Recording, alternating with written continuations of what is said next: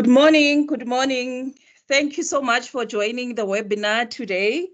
We're going to speak about introduction to mentorship for principals and non-principals for at least 3 years experience. These are our full status.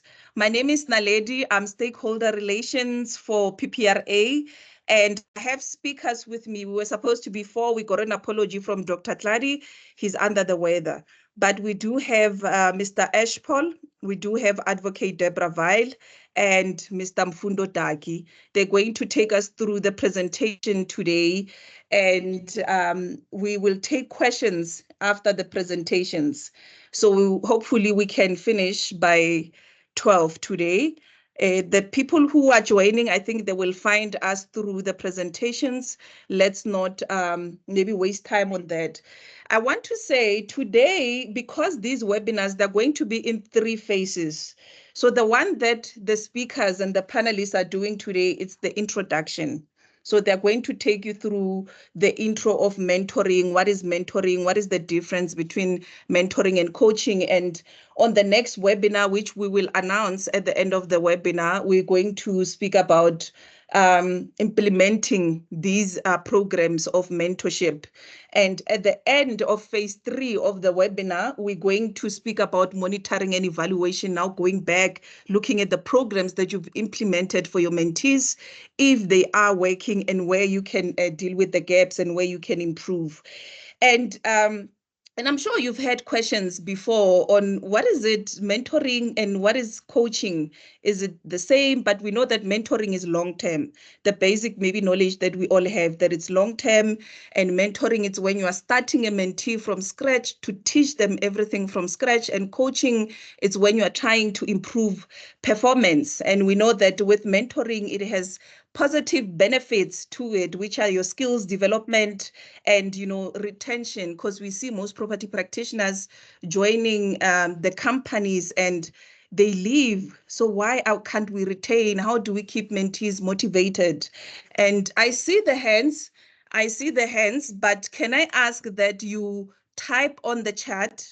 You put your email address on the chat as they present, then I can try to respond you. The questions, we are going to take them after the webinar, after all the panelists have presented on this presentation. And also, you're also asking, what is coaching? And today they're going to give us clarity on that, on, how does it benefit performance? As you're running your businesses, you want to do it right so that it's long-term, so that it benefits you, the mentor as leader, and the mentee, so that for the productive of your company in the long run. Ranji, Kilner, I see your hands. I will come back to you after the presentations. So today, our first speaker is Mr. Clive Ashpol. If we have property practitioners today who've been in the industry for many, many years, decades, you would know Mr. Ashpol. He used to be with what we used to call the Estate Agency Affairs Board before we were PPRA. And he was an executive in the education and training. He's one of the people who was in the task team, when professionalization was done under EAB then. And he introduced both national qualification frameworks. And, Clive now, he's currently working as a project manager for the property practitioner sector in the research department that we have currently now.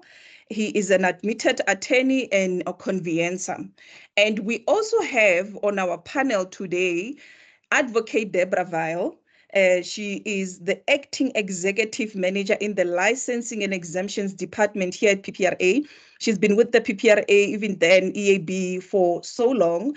She's also the claims manager, if I may add, and she obtained a law degree and a postgraduate LLB degree in the University of Natal. She's been with PPRA for more than 20 years.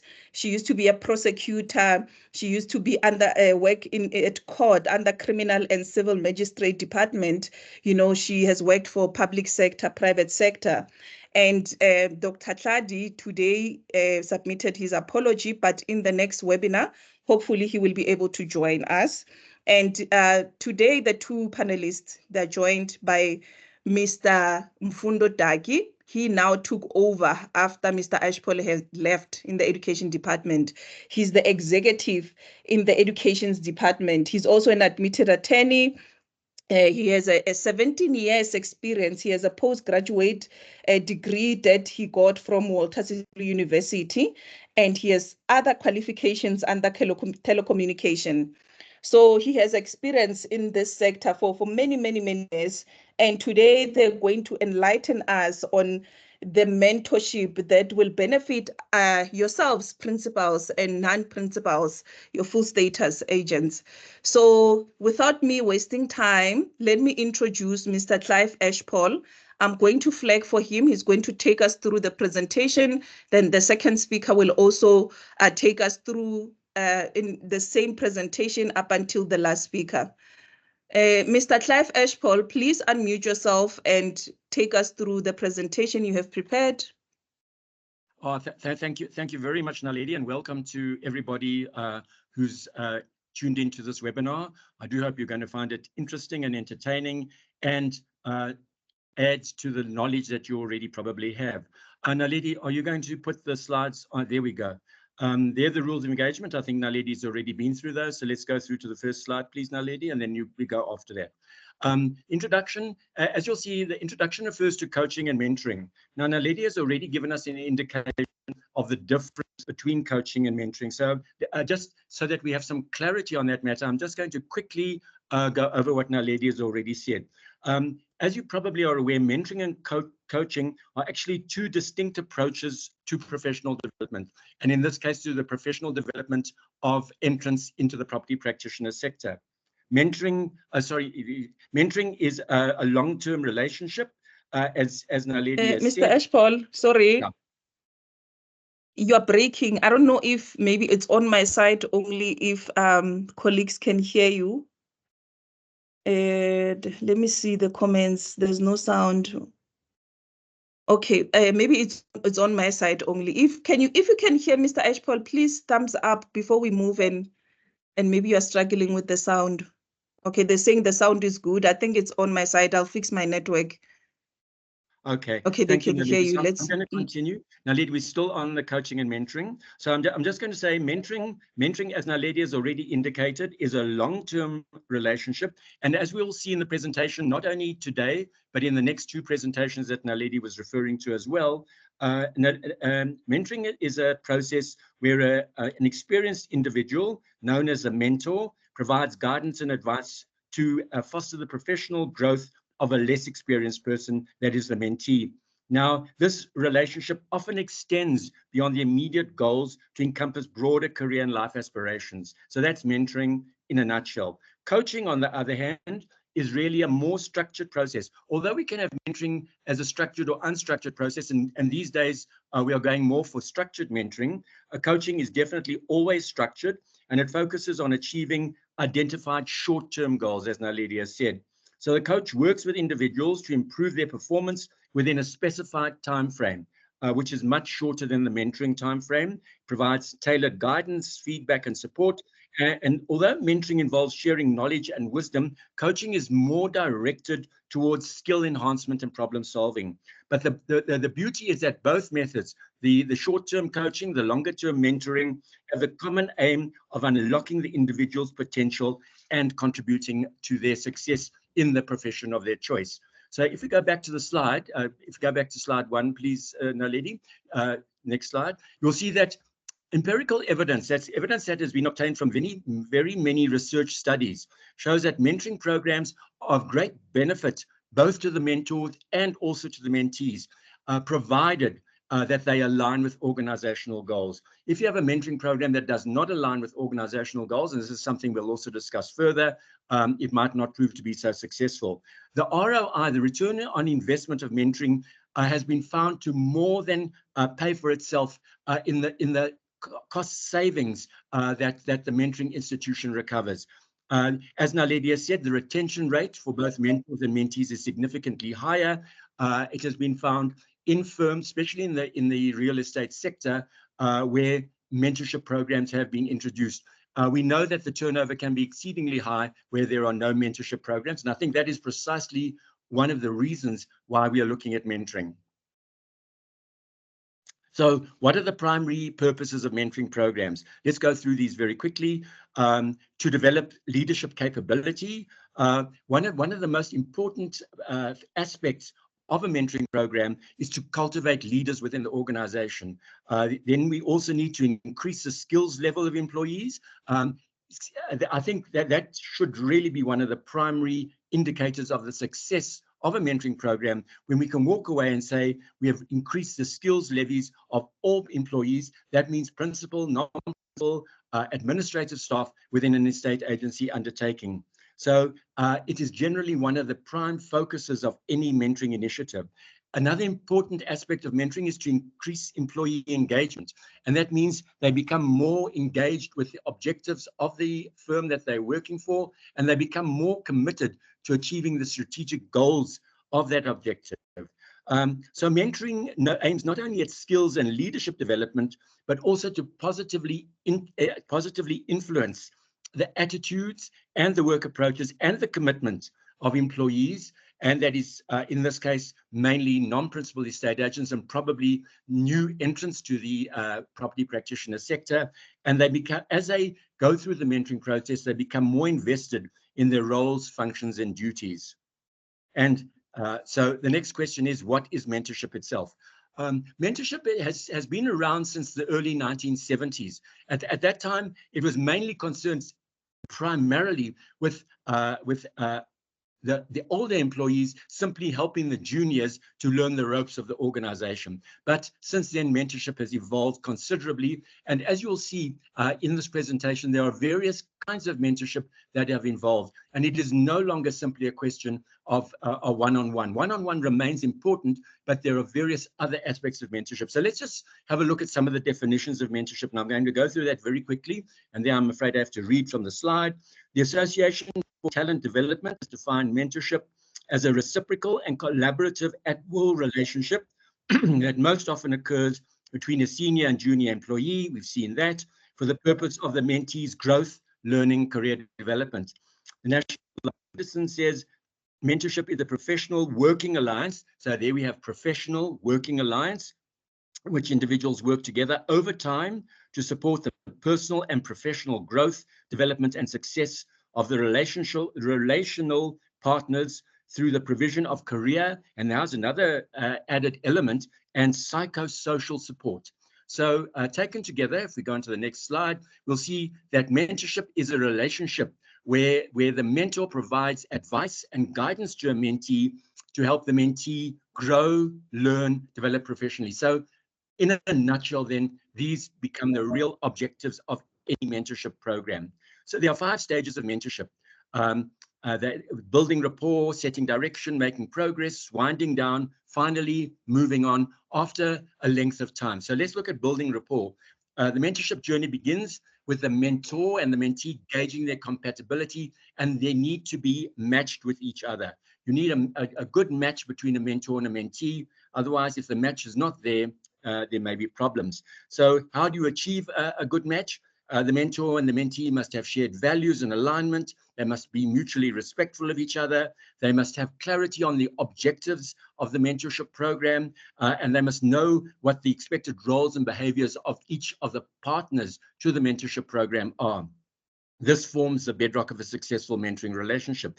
Once that has been established, they need to set direction. You cannot go into a mentorship relationship blindly. You need to have a program stating what the purpose, aims, and objectives of the program are going to be. So that is goal defining. We need to define the relationship's trajectory, and we need to understand its immediate and future course. This normally will be established during the initial meeting that will take place between the mentor and the mentee. The next step is making progress, and this is where the basic ideals and objectives of the mentorship program are realized.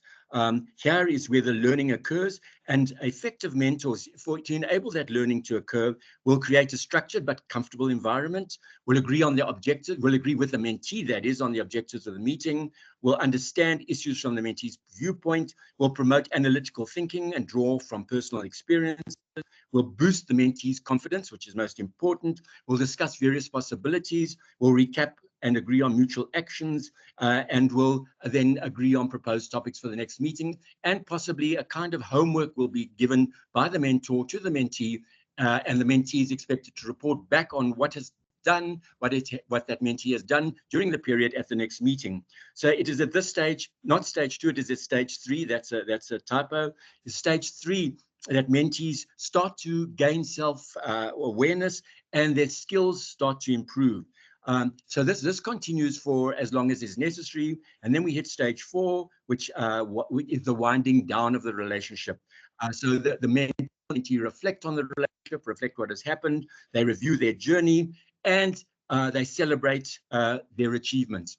You'll see later we say you need to celebrate even the smallest achievements.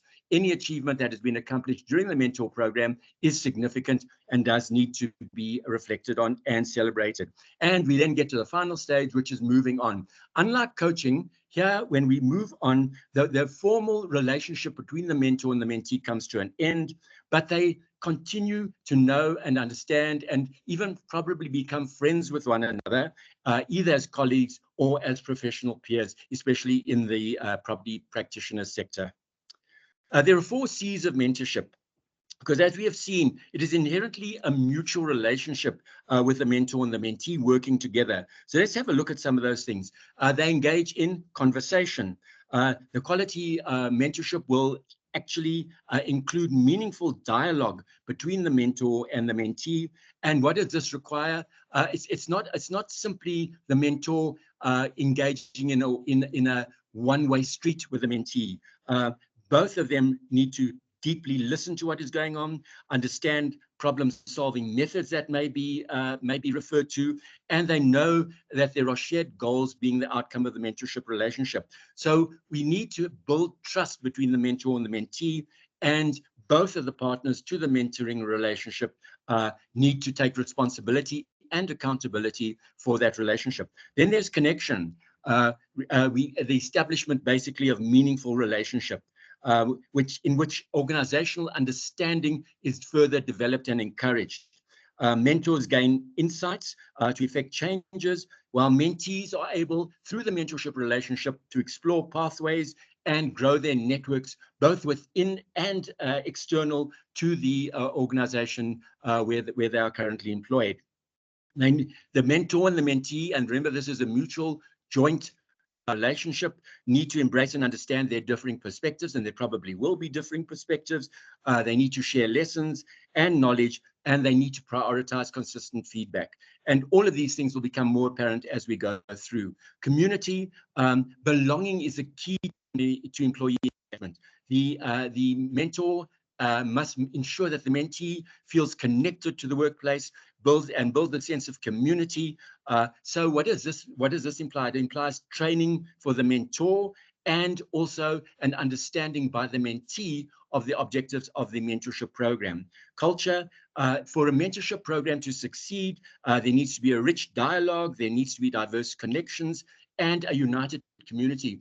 And a united community means the community of workplace, where everybody comes together and shares their commitment and their objectives. So possibly one of the major connections will be to achieve the organization's commitment to growth and development and to champion mentoring from the top leadership. So ultimately, at the end of the day, the mentorship program becomes clear. It is a structured and organized as distinct from an unstructured. And remember, you can still have an unstructured mentorship program. It's probably better to have an unstructured mentorship program than to have no mentorship program at all. But the best mentorship program would be a structured one, because this will facilitate the pairing of the mentors with the mentees, provide guidance, support, and a transfer of knowledge. So as I said, a structured mentorship program is preferable to a non-structured program, but a non-structured program is preferable to no program at all. So let's have a look at what the key components of the mentorship program are. These include the matching the mentor with the mentee. I think we've already referred to that.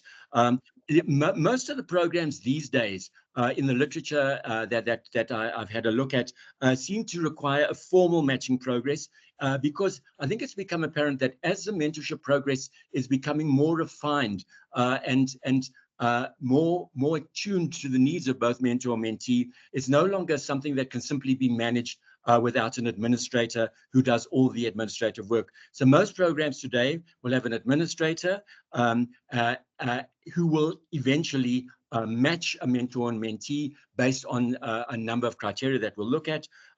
In informal programs, the mentor and the mentee somehow manage to self-select each other. This is not great because the self-selection of a mentor and a mentee can lead to problems which can result in the failure of the program. We need to provide training in the sense that many programs offer training for both mentors and mentees. And I think at a later stage, whether in this presentation or the second webinar, we're going to find out that it is essential, basically, that mentors undergo mentorship training. A lot of mentors think that because they are leaders in their firm or because they have a lot of experience, they are automatically equipped to become mentors. And nothing could really be further from the truth. To become a skillful mentor, we do need training. Feedback and evaluation are essential, and we'll also see at a later stage examples of some of the modes of feedback. Some are formal, some are less formal, but feedback is essential in the whole program. We need to establish goals and objectives at the very outset, for without goals and objectives, one is on a road to nowhere. You don't really know where you've started. You don't really know where you're going to end. And that is another problem area which may lead to the failure of the program. We need to determine as well the duration of the program. This is normally done at the outset. So we actually have an idea, but depending on the progress made during the mentorship program, the duration can either be extended or reduced. Say you start off with a 6-month program and you find that the mentee is really doing well, and after 4 months will not even benefit any longer from the mentorship program, no problem, reduce the program. Another important aspect of any mentorship program is to create the support structures necessary to underpin that program. So this is resources, regular meetings, workshops, and any other support mechanism that may be necessary or even unique to a particular organization to facilitate the mentorship process. So there are 5 steps to building a successful mentorship program. I think we've already gone through them. Determine the goals of the program, align the goals to the principal business objectives of the organization, and normally pair matching mentors with matching mentees based on a whole variety of factors that we'll have a look at. The pairing process, the matching up process is essential to the success of the program. Most types of programs are aimed at increasing promotion rates within the organization, but there are other types of programs which are just as important and I believe possibly even more important than promotion aspects. Let's have a look at some of those. So we have a look at some of the objectives that the organization may set and how mentoring will help achieve those objectives. Develop emerging leaders, because mentorship helps high-performing employees to develop their abilities. No question about that. Onboard faster. That means integrate new entrants faster into the policies and politics of the organization with which they're working. So mentorship teaches new employees about the organization and probably just as important, the expectations of management. In the South African context, the promotion of transformation has become imperative, and mentorship is indispensable in this respect, because mentorship basically encourages and empowers employees from previously disadvantaged groups who may not be currently reaching the next level of their development. And that is so important that I've repeated that for the second time, just to show you that, that promoting transformation is an indispensable aspect of mentorship in our context and should never be taken lightly. Another thing is career development. Career development assists employees in meeting their career goals. It hones their skills, it hones their capabilities, and it makes sure that employees know how they fit into the organization. Improves culture. We all have work cultures specific to our organization, and mentorship helps to build productive relationships amongst co-workers, and this certainly leads to healthier workplace culture. Employee retention, I've touched on that previously. Naledi touched on that. Mentorship does help employees to perceive that the organization cares about their career prospects, cares about them, and knowing that you are in a welcoming organization, in a welcoming environment, certainly ensures future employee retention. And finally, reputation building. Organizations that show a commitment to the development of the employees gain a reputation as a desirable place to work. And we've seen this over and over. So how do we promote the mentoring program? The first essential in promoting a mentorship program, if it's not being done by the leadership themselves, in perhaps a bigger property practitioner enterprise, is to get the leadership on board when promoting a mentoring program. If the leaders buy into and support and encourage that program, it's definitely a trickle-down effect to the rest of the organization, and everyone is encouraged. Leveraging the enthusiasm of early adopters. We'll see later ways to encourage people to sign onto a mentorship program. Sometimes potential mentees are a bit wary about the program. They're a bit wary about what it involves and how it's going to affect them. So you need to create encouragement and excitement amongst potential mentees about the program itself.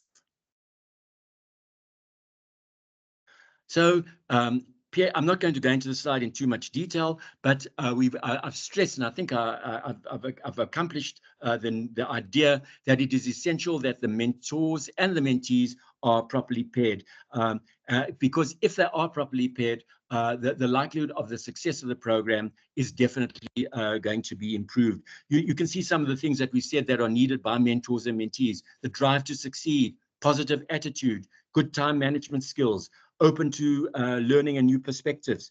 For the program to succeed, there must be clear communication. Both mentor and mentee must show initiative. There must be leadership skills or capabilities on both sides. And mentors and mentees having these qualities will easily build a mutually advantageous relationship between each other, and this can only result in the success of the program.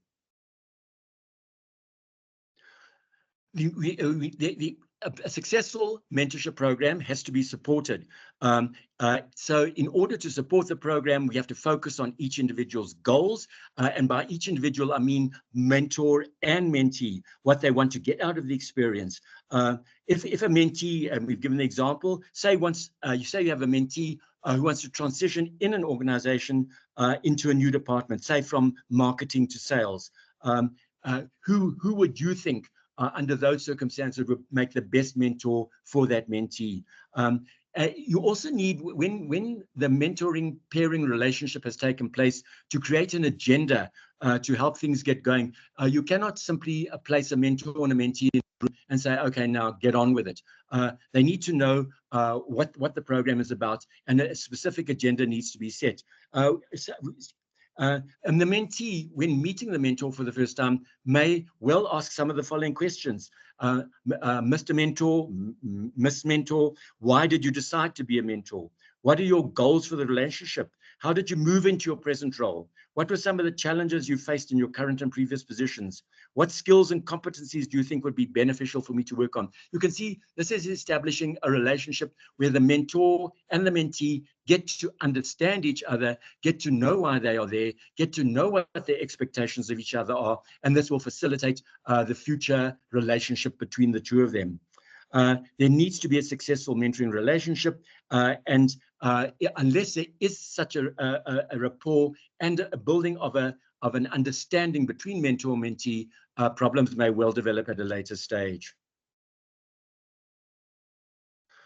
Reporting back, I think we've already mentioned reporting back on the mentoring program is essential. You need to capture what is going on, what the results of the program have been, and leadership, if leadership is involved in the program, needs to basically understand whether or not the program is worth it. They need to understand that the program is either successful and should be continued, Or if not panning out, if not as successful as hoped, what are the problems? How can they be resolved? And how can the program be improved?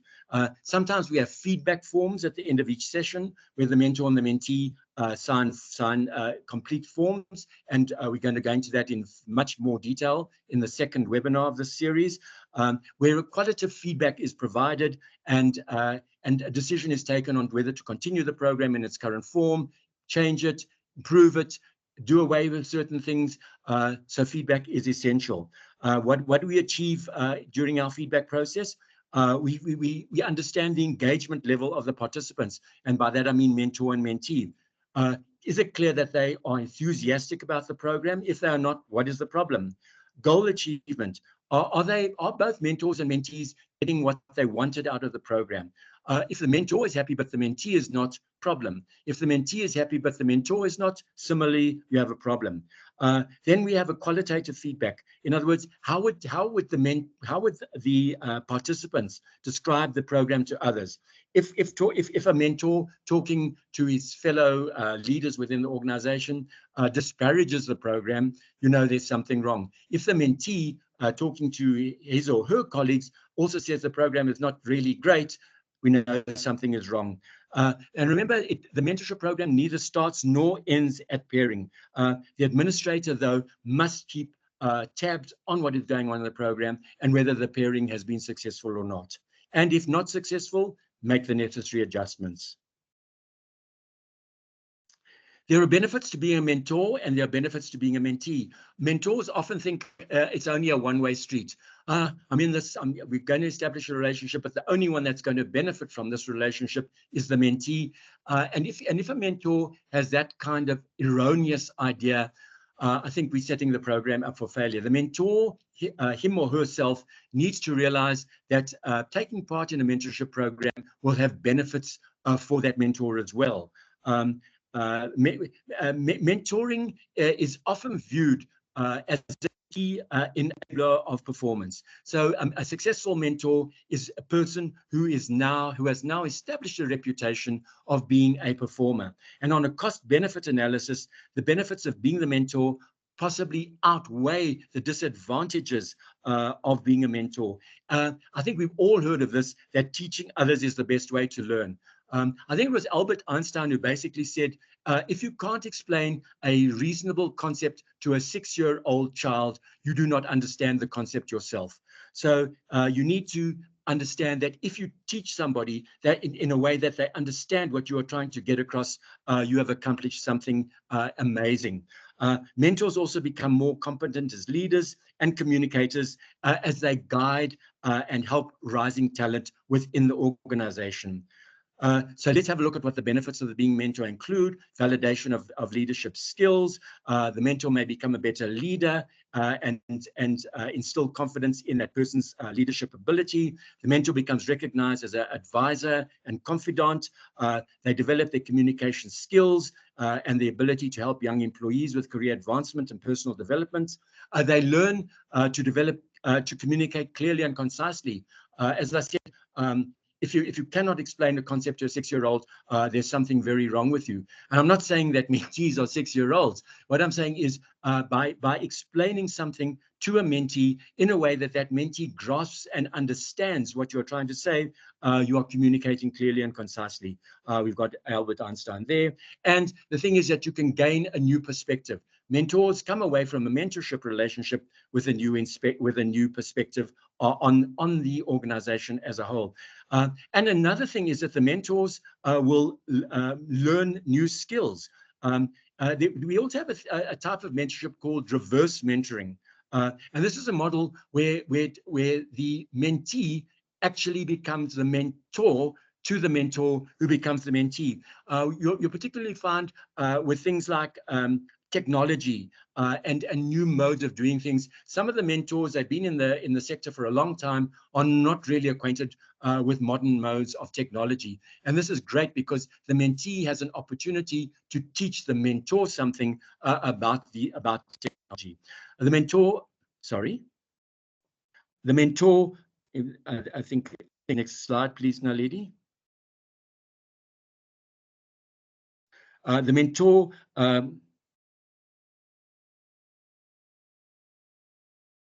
I think it's the next slide, Naledi. Okay, let's have a look at this.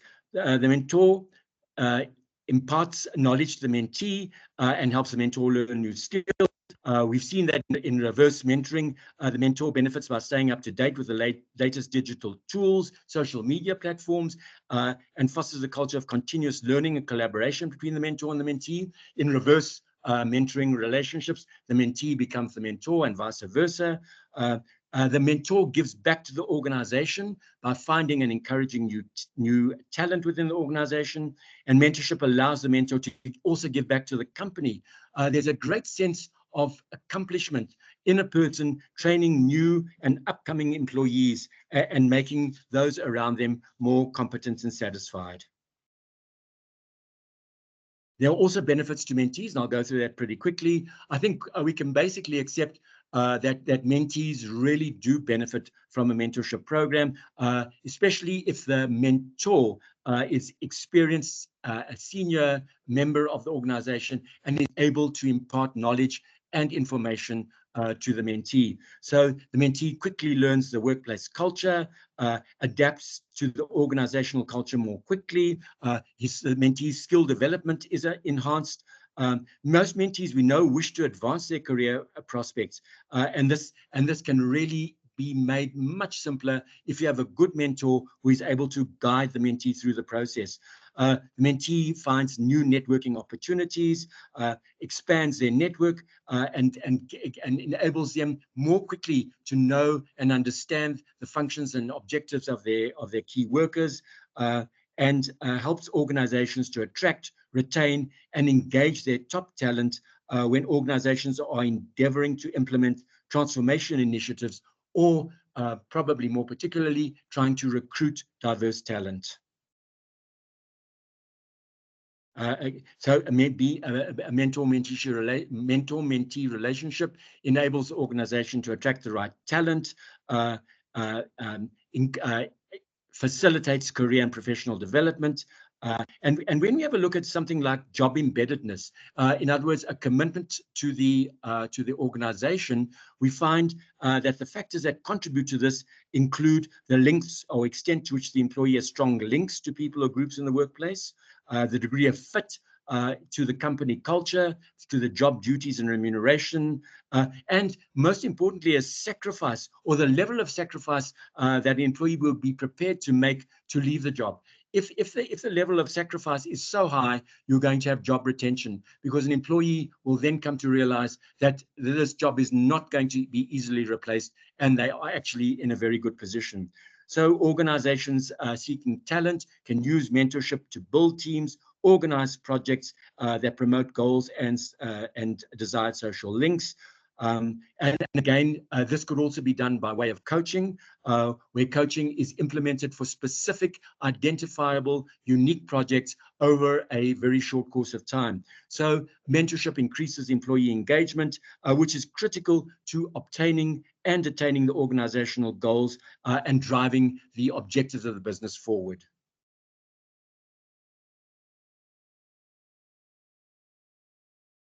Naledi?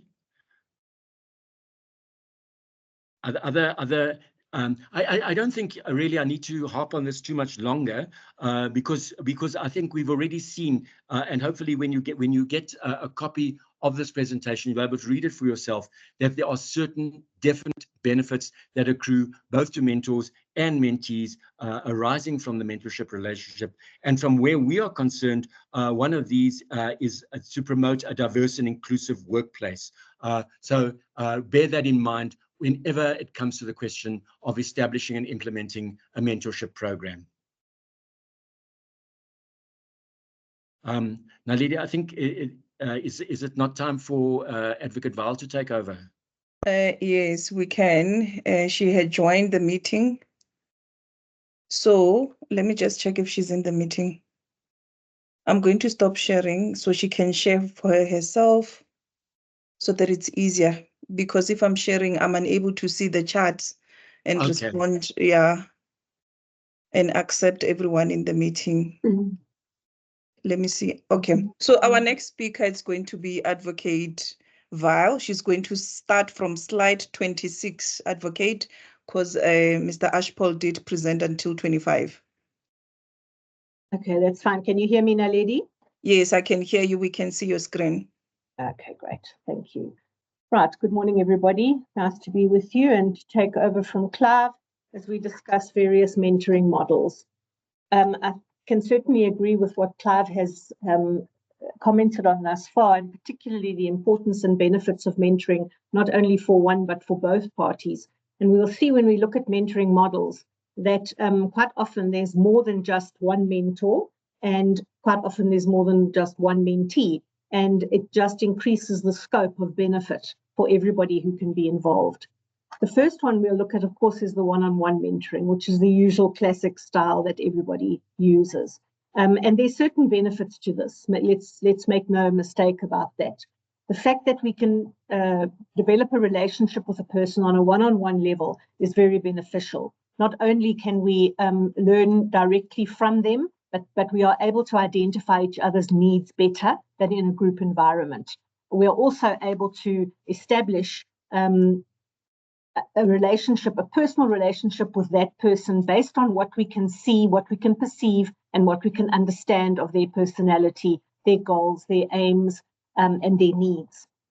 So that is a very beneficial way of doing it. And mentoring, certainly in our environment, would most definitely include a one-on-one mentoring situation where from time to time, the mentor and the mentee can engage on their own. Peer mentoring is another form of or model of mentoring, and this is where we have professional engagement from peers in the same profession. Often the interaction allows them to bounce ideas off each other. It gives a professional aspect on something specific, which perhaps an ordinary one-on-one mentoring doesn't do. So that is also a beneficial way of sharing knowledge and experiences so that the parties can grow together. Group mentoring is a valuable model as well. And this is very often beneficial where we're wanting to target more than one person in sharing important skills. So we can then engage simultaneously with more than one person. It does allow us to achieve more in that everybody gets the opportunity at the same time to benefit from one person's abilities. And of course, it means sharing knowledge not only between two people, but with a group of people. And obviously, our ability to diversify, our ability to accommodate diversity, to learn the culture of an organization is that much easier in a group environment. And then reverse mentoring, Clive has already touched on. And I think the most important, or one of the most important things that a mentor needs to learn is that he can learn from the person that he is mentoring. And when we open ourselves up to that, we develop a huge amount. And it reminds me of a situation just this weekend where I was talking to a family member who is a farmer. He farms and has dairy as well as beef on his farm. And on his second farm, his young son, who's just come from Sadara Agricultural College, is taking over that farm. And he was saying how much he has learned from his son while he mentors him in the farming industry, in that he's been able to learn and benefit from latest technologies and latest modes and models that he has learned at his educational institution. And it was a classic example for me of just how beneficial that kind of reverse mentoring can be. We also have a quick look at flash mentoring, and this relies on short, focused mentoring sessions. So it's usually for a specific purpose. It's on a specific subject, and it involves a quick transfer of knowledge or skills acquisition. And sometimes we'll do this informally in our office, where somebody comes in and says, I'm not sure how to do this. And okay, we'll just show them quickly, and it's a matter of a couple of minutes, and we've shared what we wanted them to learn. Team mentoring is very valuable. This is where you have a group of mentors, perhaps each specializing in their own area, perhaps all specializing in the same area, but having different approaches and different ideas. And this team can deal with each mentee, can assist them, can share their knowledge, can show their different objectives, their subjective approaches to things, and it provides a diverse learning environment. We've got multiple mentors there with lots of perspectives, lots of different approaches, and that kind of openness is essential in mentoring. And then we all know virtual mentoring, and this is the kind of thing we're engaging in now, where we have the tools available to do this digitally, to reach hundreds and sometimes thousands of people together and at the same time, and allows us to do coaching and mentoring to some degree. I think we must be careful, though, not to replace one-on-one mentoring with virtual mentoring.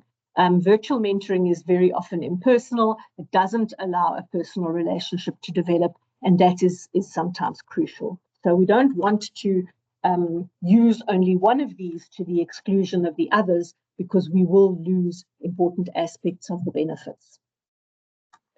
Mosaic mentoring is a hybrid style where mentees collaborate with multiple mentors, exploring different frameworks. And this is very good for diversification. It gives a holistic view of an area of interest, and it can be very enriching. Functional mentoring, of course, is more project focused. It revolves around exactly what our defined goal is for that particular aspect of the mentoring. So we can actually narrow our focus, we can narrow our aims and our goals to specific tasks or projects that we want to perform. And that is of great importance and very beneficial. And then we have mentoring circles, and this gets employees from all levels in the organization to share knowledge and experience. And this is something that is extremely valuable, where you have lots of different departments, where you have different departments doing different things, and you don't want your employees and your mentees to work in silos. You want them to have an overall idea of what's happening in the other departments and how it impacts on them. Similarly, it teaches them how what they do impacts on the rest of the organization. So that's also a very valuable model.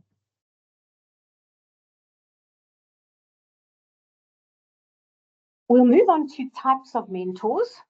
And as indicated, we've got lots of different kinds of mentoring programs. Types of mentors also we can look at for a few moments. Peer mentors, those who are our peers, and it's sometimes valuable to have people mentored by their peers who perhaps have more experience than they do in the same environment. It sometimes fosters a relationship is easier to foster. They understand each other's struggles, each other's goals, and they feel more comfortable. Your career mentor is your professional who will give you guidance on a particular aspect or a particular part of the profession. We've talked about reverse career mentors.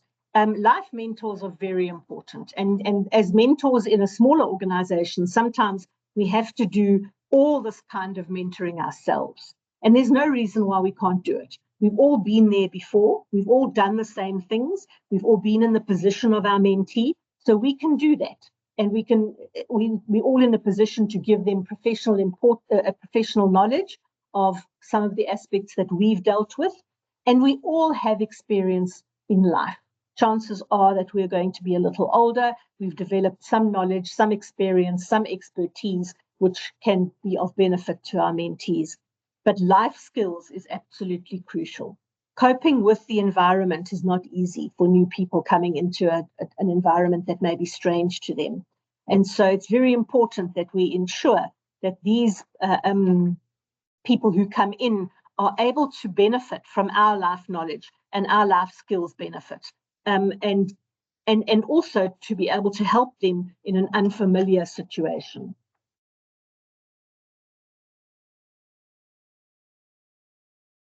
We're going to put the slides on a full screen presentation slide.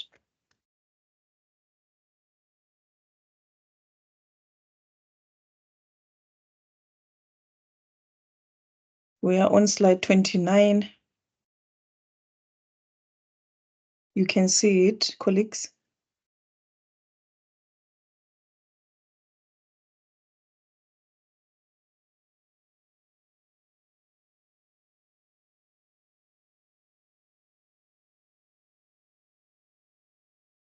Right, I think we'll start then with the slide on who can be a mentor.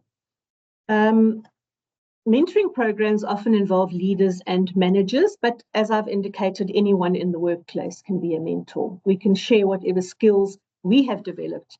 And quite often, mentoring somebody can be intimidating for someone who hasn't done it before, but we all have a contribution to make. We all have abilities and skills that we can share. We need to be aware, however, of those aspects that will make us good mentors.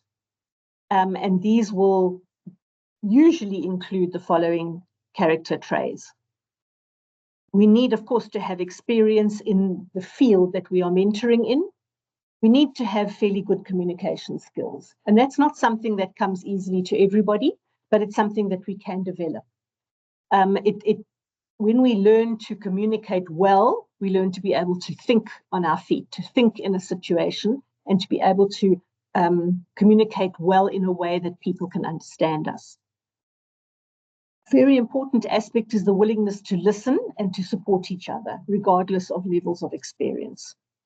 And of course, that involves an understanding of different perspectives and cultures.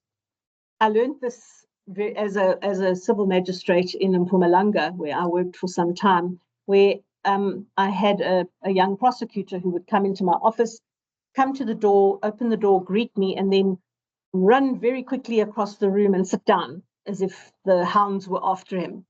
And I could never quite understand why he did that. And at one stage, I sat him down and I said to him, "Tell me, why are you in such a hurry to get across my office and into a chair?"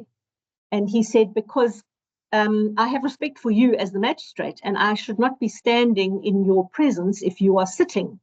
And in my culture, that is what we do to show respect," which was something of great importance to me, and I benefited hugely from knowing that.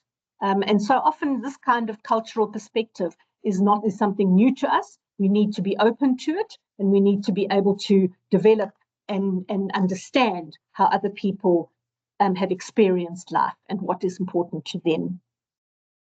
Obviously, developing skills and refining their existing skills is crucial, and emotional intelligence is part of that. We need to be able to handle interpersonal relationships ourselves in order to be able to teach others to do so. And we need to be able to do that with empathy and knowing how to establish and keep boundaries, but at the same time involve each other on a personal level to the extent that we need to do that. Constructive feedback is very important. We need to be able to assist and improve without being critical and without breaking down those we are teaching. And of course, a positive outlook and an enjoyment of our profession comes across without even speaking. Very often people just know us as a positive person and someone who has a passion for what they're doing. And that's important to impart also to mentees. We've looked at some of these, but patience, empathy, knowledge, open-mindedness, communication skills, and part of that is listening. It's not always a case of, yes, but I know better. I need to tell you something before you finish your point. We need to actually listen, and very often we need to hear what that person is saying, not always in as many words, but we need to see and hear when there is a problem and when we need to dig a bit deeper to find out what's actually going on. And of course, integrity is the most important thing of all. Being honest and fair with our mentees, being pleasant and putting their interests in front of our own is something that is a life skill. It's a skill which a human being has to the exclusion of anybody else. And we as humans need to be able to do that and think of others as opposed to being self-absorbed to the extent that we cannot share for the benefit of somebody else. Our responsibilities as mentors are numerous, and I often think it's, you're probably a teacher, a psychologist, sometimes you're a parent, you're everything all rolled into one, especially when you have young, inexperienced mentors who are just coming out of a school environment. So what we can do to assist us is preparing for meetings. Make sure that we're aware of what the mentee's needs goals are. What do they want to achieve? Is it the same as ours? Is it different? In what way is it different? And how can we help them meet them where they are, as opposed to where we think we want them to be?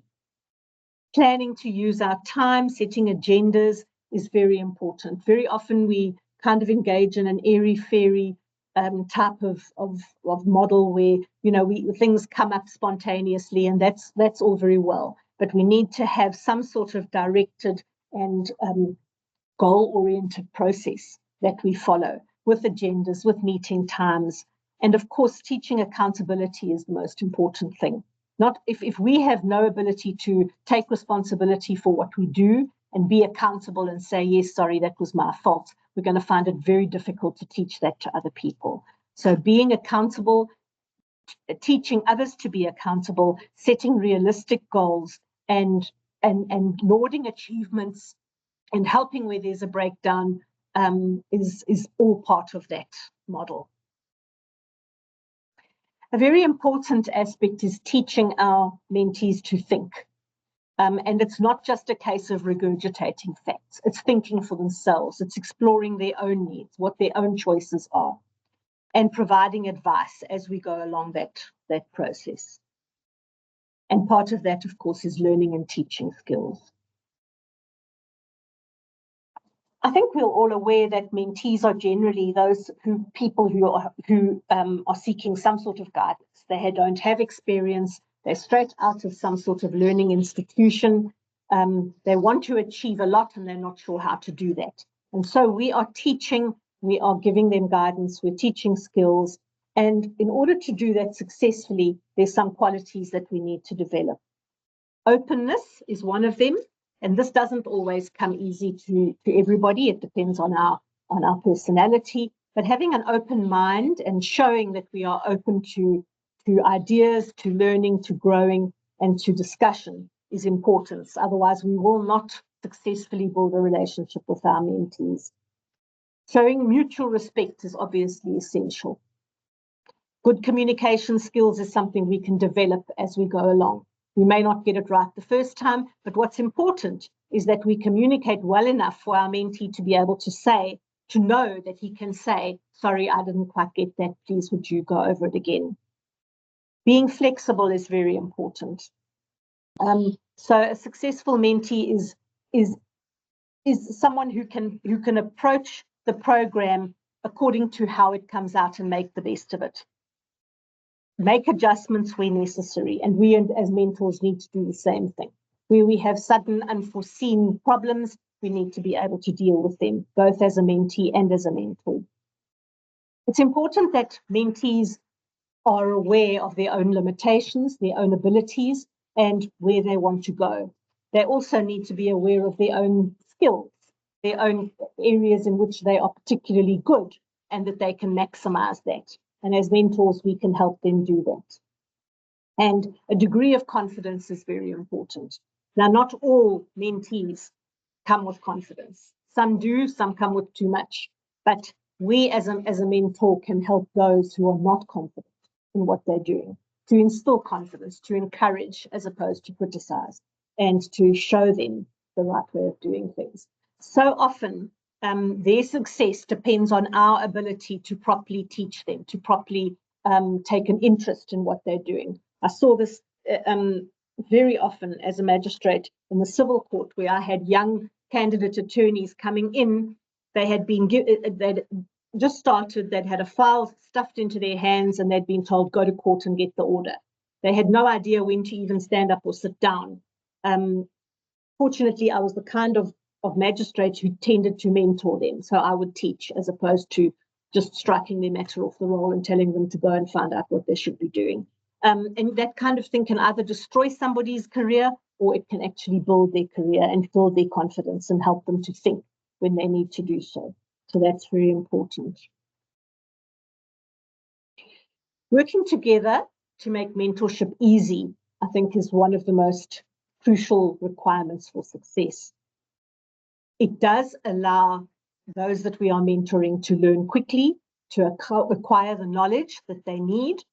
And it also allows us to showcase our expertise and leadership, to show others what we can do, to show others what they want to be or what they don't want to be. And we can also refine our own knowledge in that process. I can't see the number of the slide anymore. Naledi, can you tell me what number of the slide we're on? Okay, let me check for you, Advocate. You're going to stop where it says tracking the progress. Let me check where you are now. You are 3 slides away from finishing to your 40, Thank so you you can much. continue.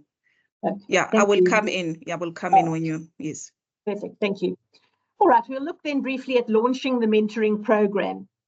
And as we've touched on previously, one of the most important things to do when we were about to start the program is to establish what our goal is. What is the purpose? What do we want to achieve? What is our goal going to be? There's no point in starting something when you don't know where you're going to end up. So that is crucial.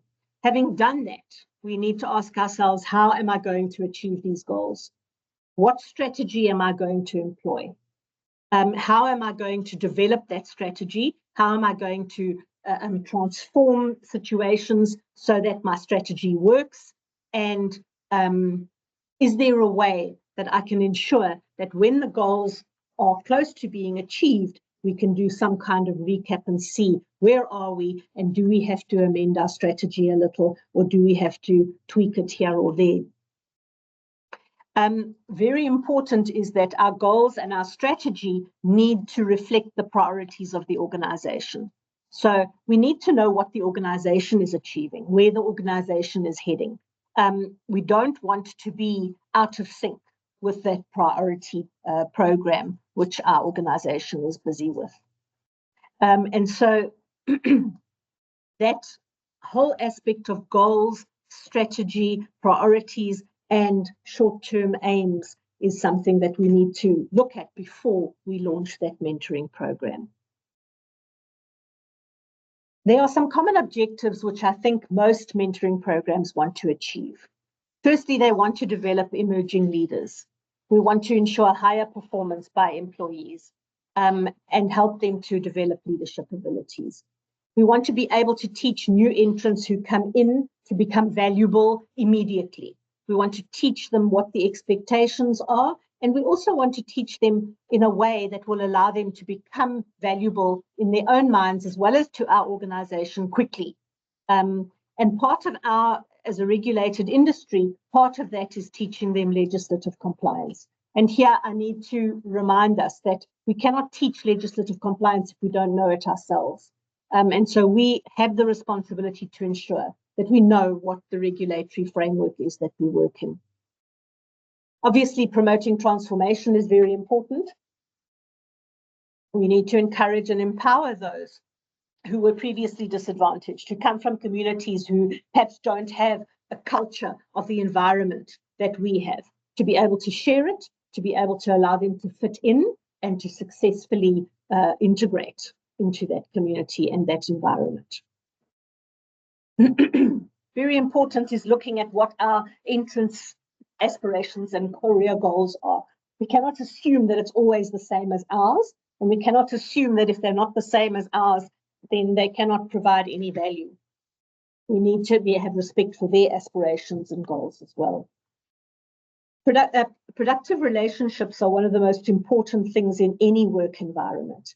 If we don't work productively together, we don't have a relationship where we build each other, we have a common goal, we're all working towards the same thing, then we end up working in silos and we end up not achieving the maximum that we can. So a healthy workplace culture is essential. I think for most of us, employee retention is important because we invest a lot in our staff very often, and so it's important that we keep them. And if one of our employees think that we actually care about them, the chances are that they're not going to leave for a couple of rand more every month. And of course, reputation building is essential. I think we all know in our country that there are certain companies which we know are excellent employees. There are others that we know are not. And we want to be one of those that has the reputation of being an employer, where people actually want to come and work for us. Important for us is to choose those goals. And we talk to goals as one of the first things that we do. And when we choose those goals, we need to do it smartly.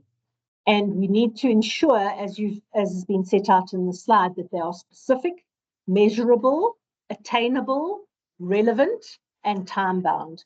I don't think I need to go into too much detail on any of those because they're quite clear.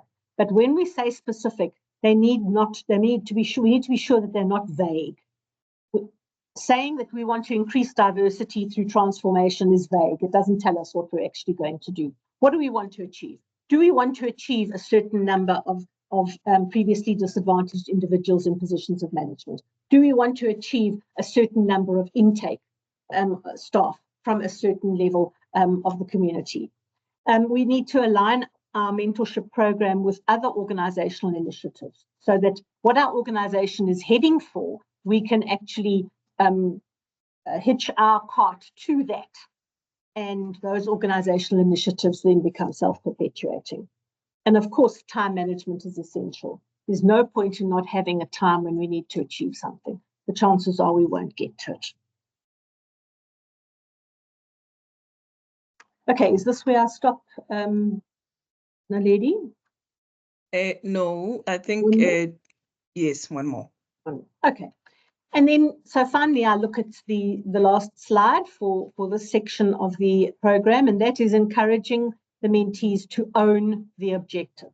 What does that mean? Own the objective. And so often we have this jargon or we have these catchphrases. We don't really break down what it actually means in reality.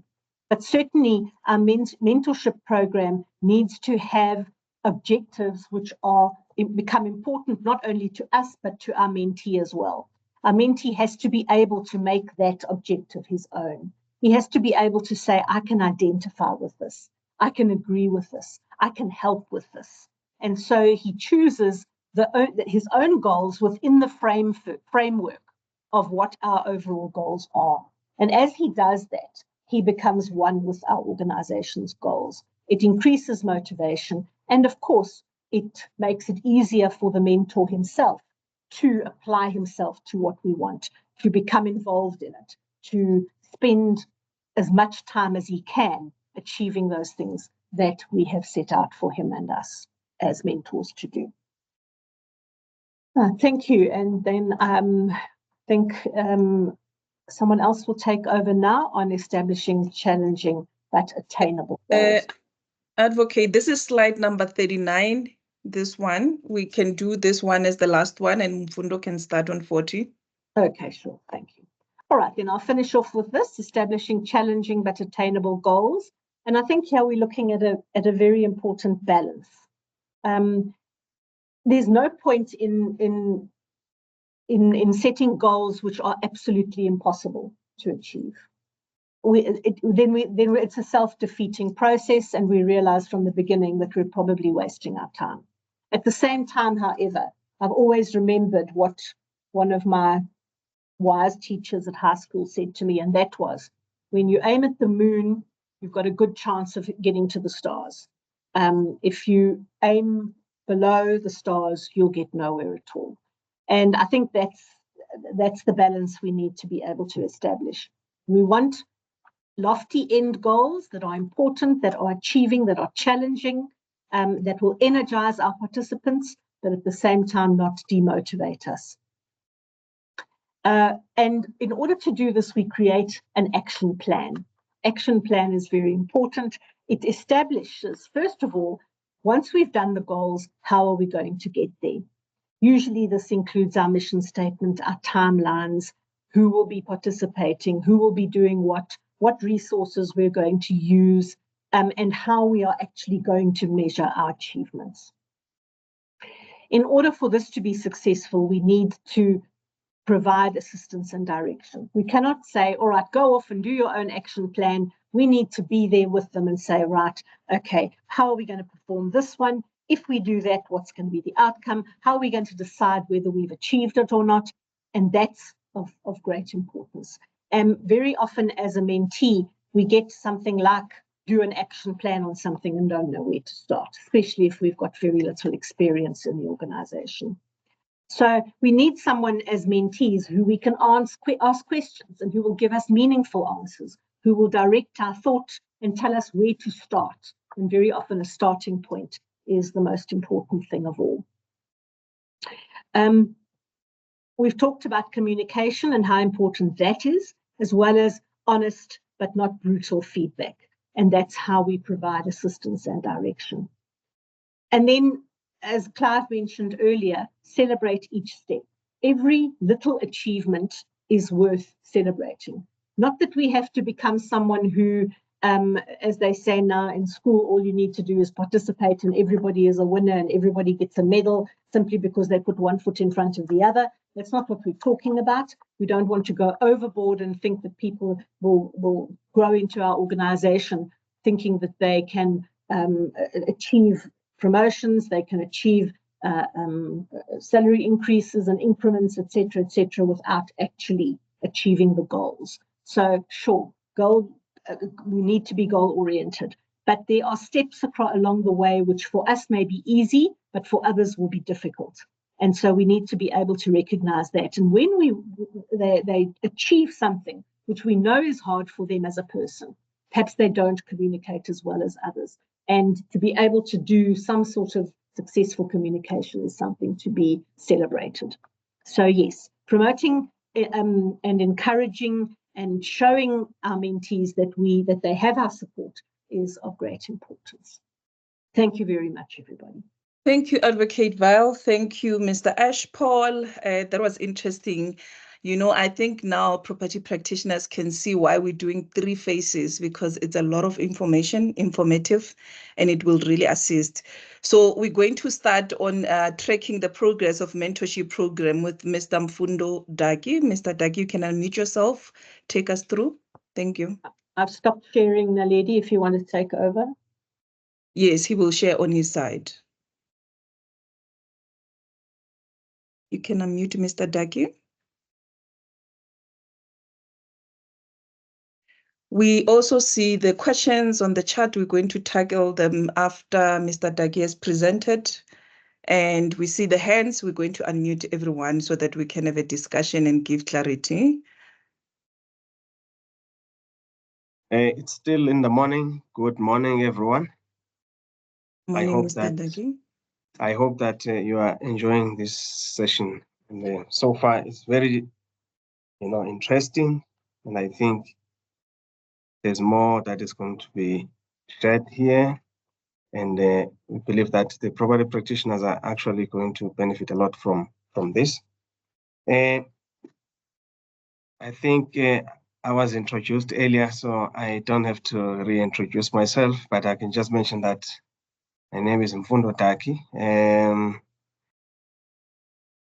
Dr. Tladi is the one who was supposed to have presented here, but unfortunately, as Naledi indicated, he's not well, so I'm just standing in for him on this aspect. So what we'll be dealing now with Mr. Dagi? Come again, can you hear me? Yes, we can hear you.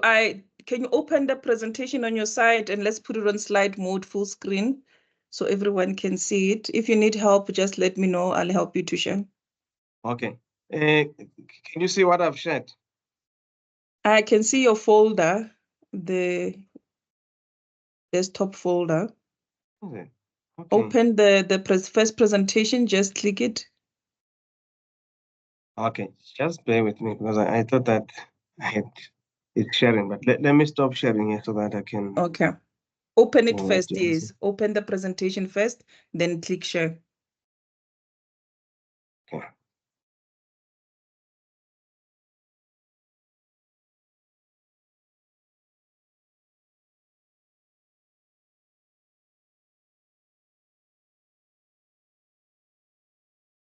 It's taking a bit of time. I don't know why it's a bit slow, but I've just clicked share.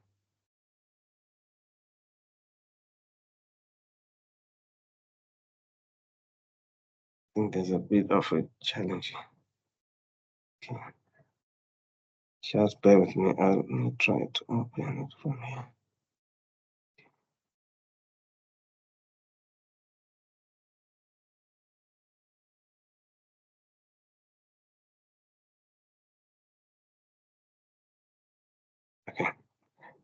Can you see the document? Maybe it's loading. Let me share on my side. Ne? Let me share for you. Okay. Well, on my side, it reflects that the document has been shared, but Really? yeah. Or maybe it's me. You find that maybe the colleagues can see it. No, I Yeah, can't see it. You I can't can't see see it. it. Mm-mm. Okay. Now let me just share it on your side. No? Yeah, stop sharing. Let me share for you. Yeah, let me just stop sharing.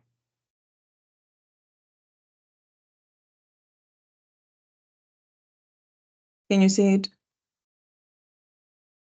Yes. Okay, let me increase. I won't be able to see the chats or respond to everyone via email. Let me increase here. Yes, you can start, Mr. Dagi. Okay. Thank you very much. I just gave a brief introduction. I think what we'll be delving into now is tracking the progress of the mentorship program. I think it's important that while we start this program of mentorship, we've set down the goals, the objectives, and the indicators, and we do all that we're supposed to be doing. We're in a position to say, between the mentor and the mentee, how do we track if we are going in the right direction? So I think to achieve this, it is important that key performance indicators are established so that they are used as a tool to measure the effectiveness of the program. The key performance indicators would presuppose that you would have set objectives prior to embarking on the mentorship program or objectives.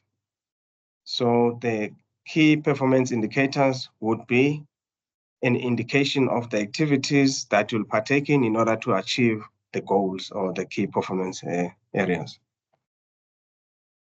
So it is important that the indicators of success be decided at the very beginning, because if you don't have those indicators, then it becomes difficult to retain the very needed leadership support, especially since the leadership will require confirmation that the program is going in the right direction and it's yielding the kind of successful results that are required. So it is very critical that those indicators are set out from the very onset. It is also critical to take note of the fact that employers wishing to launch a mentorship program, they need to understand and know how success is to be measured. Because without the tools of tracking if the program is successful, then it will be like an exercise in futility. And it is also important to understand that once it is understood what the program, if there are any successes or if there are failures, then that gives an opportunity to the mentor to actually adjust if ever there are any adjustments that need to be done.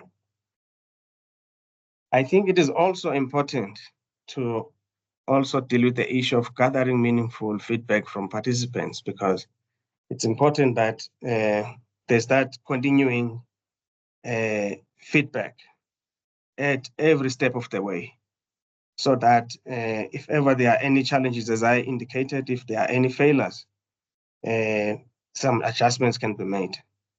And then the question is, how then do you go about this process of ensuring that there's this more meaningful feedback from participants?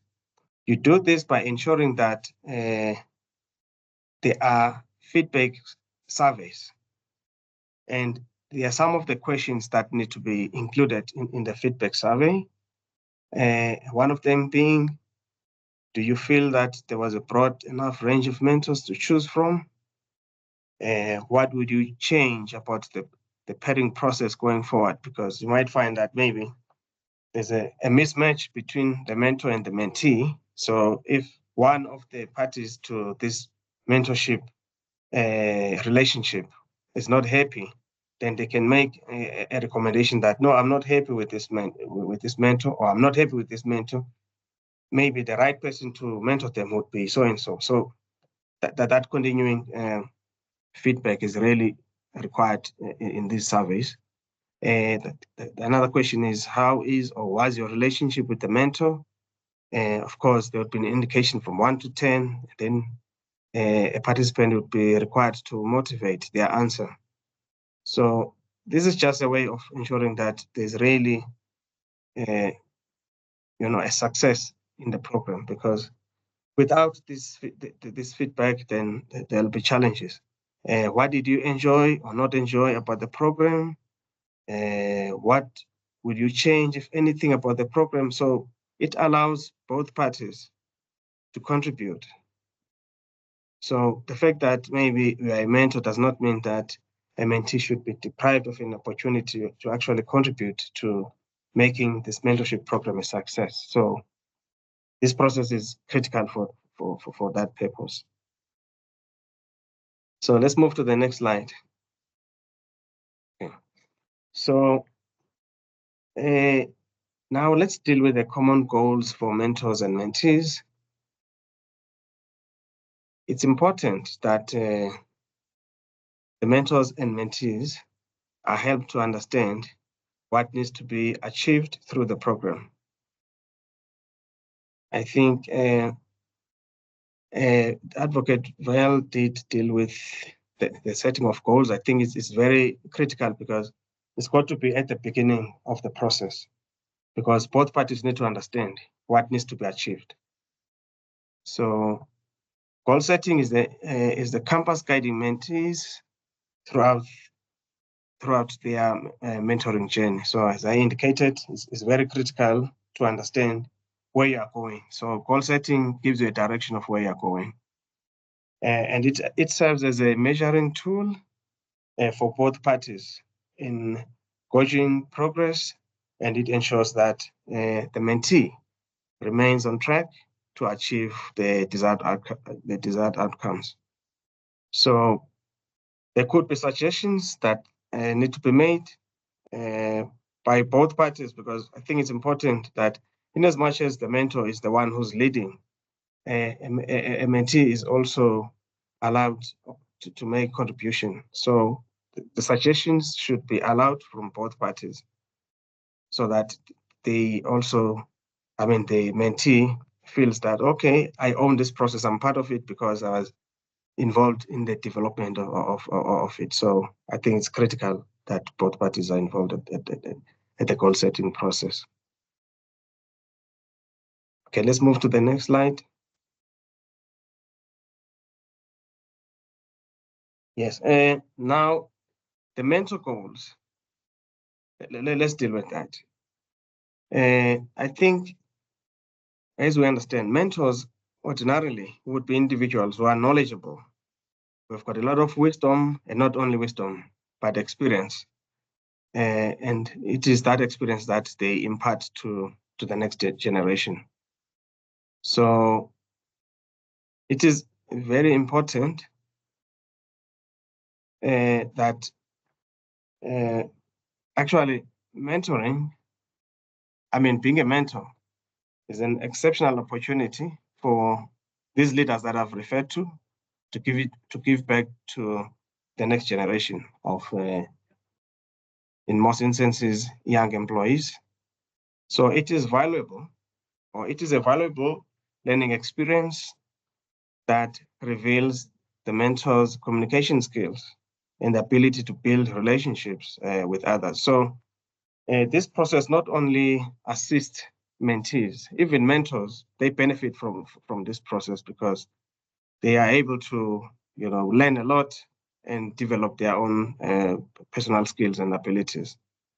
So there are some specific goals that need to be set, and they would include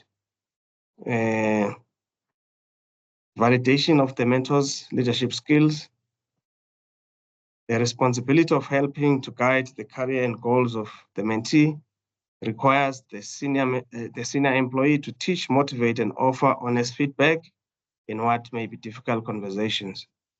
So, as I indicated, these skills are important in developing leadership skills. So, the mentor gets a benefit from this process as their skills are developed during this process. And it's also important to note that, okay. Now that you're moving too fast, maybe it's a sign that I need to move a bit faster than I am.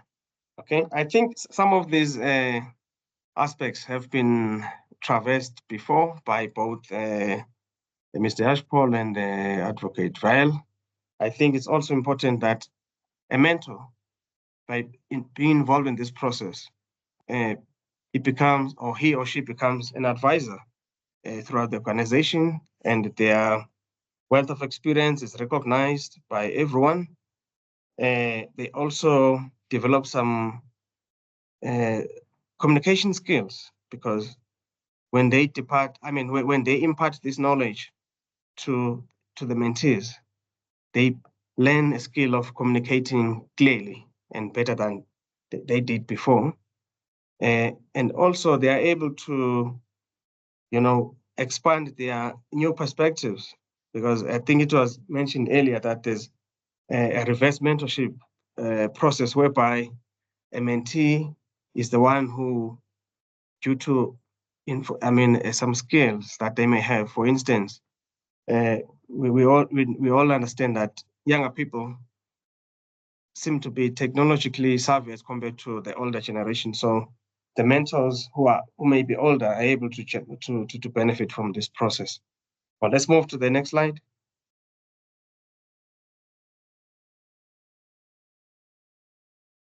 Naledi. Oh, thank you.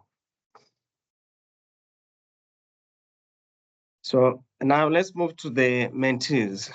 That is the goals of the mentees. As I mentioned earlier, it is critical that the goals of the mentees are central. It must be noted that the goals of the mentees are central to this relationship. Hence, they should be allowed to make contributions in terms of the goal setting and all of that. So the question is, what do mentees wish to gain from their meetings and interactions with the mentor? They may want to learn the tools of the trade, or master the hard or soft skills such as communication, negotiation, etc., etc. So some of the goals that the mentees may set would include learning the workplace culture. I think it's very critical that someone who's raw from a university or from high school, they understand when they step into the door of their new employer what the organizational culture is, so that they can blend well with the existing work personnel. So I think this is critical for that purpose. I think one of the goals would be to look at the acceleration of skills development, because as we understand, these individuals come from the background of not knowing anything. They may have academic understanding of how things must be done, but now they are put into the work environment. That is where they develop the skills. So this project or this program of mentorship assists them in ensuring that they develop these skills. There are also networking opportunities is one of the goals that may be set. This program enables mentees to build meaningful connections with mentors and so gain visibility within the workplace by connecting mentees to organizational networks. So it's critical for mentees to, to be, these networking opportunities to be made available to them. So another issue would be ensuring that in the goal setting, the career advice or professional development is there. Having a mentor is invaluable in navigating the circumstances of life. So mentors play a very critical role in ensuring that the mentees navigate, the circumstances of life, not only in the workplace. So mentees need to have someone they can approach for advice and guidance in answering difficult questions, because sometimes they may not be comfortable or certain as to whether the career path that they have chosen is the correct one. So the mentors are the correct individuals who play that critical role of ensuring that they guide these mentees in choosing the right career path. Let's move to the next slide. Okay, I think the issue of mentoring and the transformation of the workplace is very imperative. I think a lot has been mentioned in terms of the importance of diversity and the program of transformation. So diversity refers to the wide range of differences and similarities that includes, that individuals bring to the workplace. As we understand, we're a country, we're called a rainbow nation. We're not called a rainbow nation for nothing. So I think it's important that the workplaces also reflect the demographics of the country. So I think correctly implementing transformation initiatives ensures that everyone feels appreciated for their own unique contributions to organizational objectives. I think it's important to be cognizant of the diversity that we have, and we understand that each person from every grouping, there is something that they can contribute to ensuring that they are successful enterprises. So transformation can actually be used as a tool to ensure that enterprises become very successful. So transformation also implies that there's got to be fair treatment, access to equal opportunities, etc., etc. So I think it is important that inclusion without fostering a sense of belonging will fail to make new entrants feel truly welcomed if transformation is not, is not properly rolled out. So the organization, okay, I think maybe we're running against time. So sorry, I think I clicked something, sorry. Okay. On transformation, yeah. Yeah, so I don't think I need to dwell too much on this, because I think there must be that understanding that transformation is very critical. So, and the transformational mentorship initiative, it can be utilized to encourage enlighten team dynamics and create an environment of learning and innovation so that every employee aligns with the organizational mission, receives equal opportunities, as I've referred to. So if individuals feel that in this environment, they are given equal opportunity like everyone else, they become more productive. And transformation also assists both parties, could be the mentor and the mentee, so that they understand their unconscious biases, which may stem from stereotypes, past history, etc., because we understand that we come from diverse backgrounds. So I think mentorship allows all parties to get access to certain things that they were not exposed to, because sometimes we judge people and wonder why they are not acting the way we expect them to, only to know at a later stage that no, actually the reason why people behave this way is because they don't understand how where you come from and your background and all of that. So mentorship allows this bridge to be, to be actually narrowed. Okay, let's move to the next slide. We are there. And I think it's also important. Let me mention this. I mean, that mentees be matched to mentors who are well versed in transformation initiatives, since this would improve the outcomes of the overall transformation. I think it makes life easier if you pair a mentee with a mentor who's actually well versed in issues relating to transformation, and they can become more comfortable in that regard. Naledi, are we able to move to the next slide? Yes. Okay. So these are just guidelines on how to run a successful mentoring program. As you would know, the mentorship program as the program commences, there could be a number of nuances on how to run the program. There would be some questions. Do all mentors and mentees pair at the same time, or can new participants join midway through the program? So those are some of the questions. I'm not going to repeat them, that are very critical, that must be answered in order to ensure that the program is successful. Of course, the program needs to have a clear indication of when it starts and when it ends, because it can't be an open-ended relationship. So those things are very critical that are set out from the very beginning. And this helps to ensure that there's a clear measurement of results and that the participants, they actually understand the timelines. So yeah, so those are some of the questions that need to be answered or asked and then answered.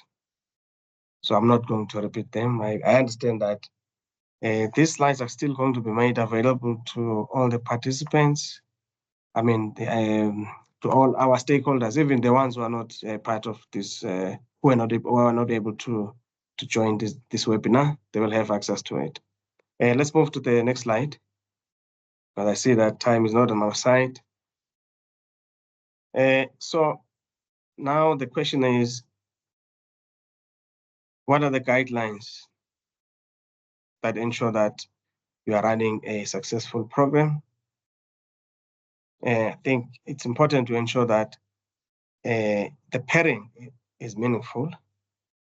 I think I did mention that the issue of a mismatch may be detrimental to an organization. So it's important to ensure that you pair a correct mentor with a mentee. I made an example of a mentor who's versed, as an example, in transformation issues. So if you've got a candidate or a mentee from a previously disadvantaged background, I think they would be more comfortable when you pair them with that particular mentor who's quite knowledgeable with their background. So it can never be overemphasized, the importance of building the relationships. And as I mentioned, if there's a mismatch between the parties, that should be addressed as soon as possible, as that could jeopardize the whole process.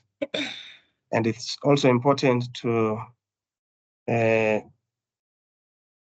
take note of the mentee's tenure, their skills, their goals, and preferences, to ensure that they are paired with the right mentor.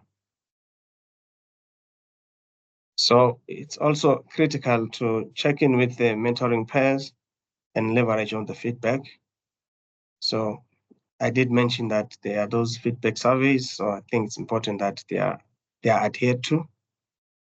It is equally important to evaluate the pairing through the mentorship relationship, as this can identify such issues as mismatch This procedure is important for generating reports on the program. So I think this is just an elaboration of what I've already traversed. Let's move to the next slide.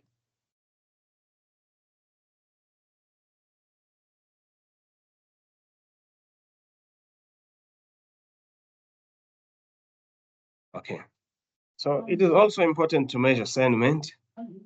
The mentor or the mentee should be required to complete feedback forms, as I indicated earlier. They should be approached during the course of the program to determine how they feel about the program. I think this is all. This should be included on those surveys or feedback surveys that I spoke to. So, and identifying the the right or correct mentoring program goals is the first step, which is very critical. And once we have established those goals, it's important to ensure that the program is planned properly and the pairing is correct, as we indicated, and also ensure that you deploy the correct resources so that you build a successful relationship between the parties.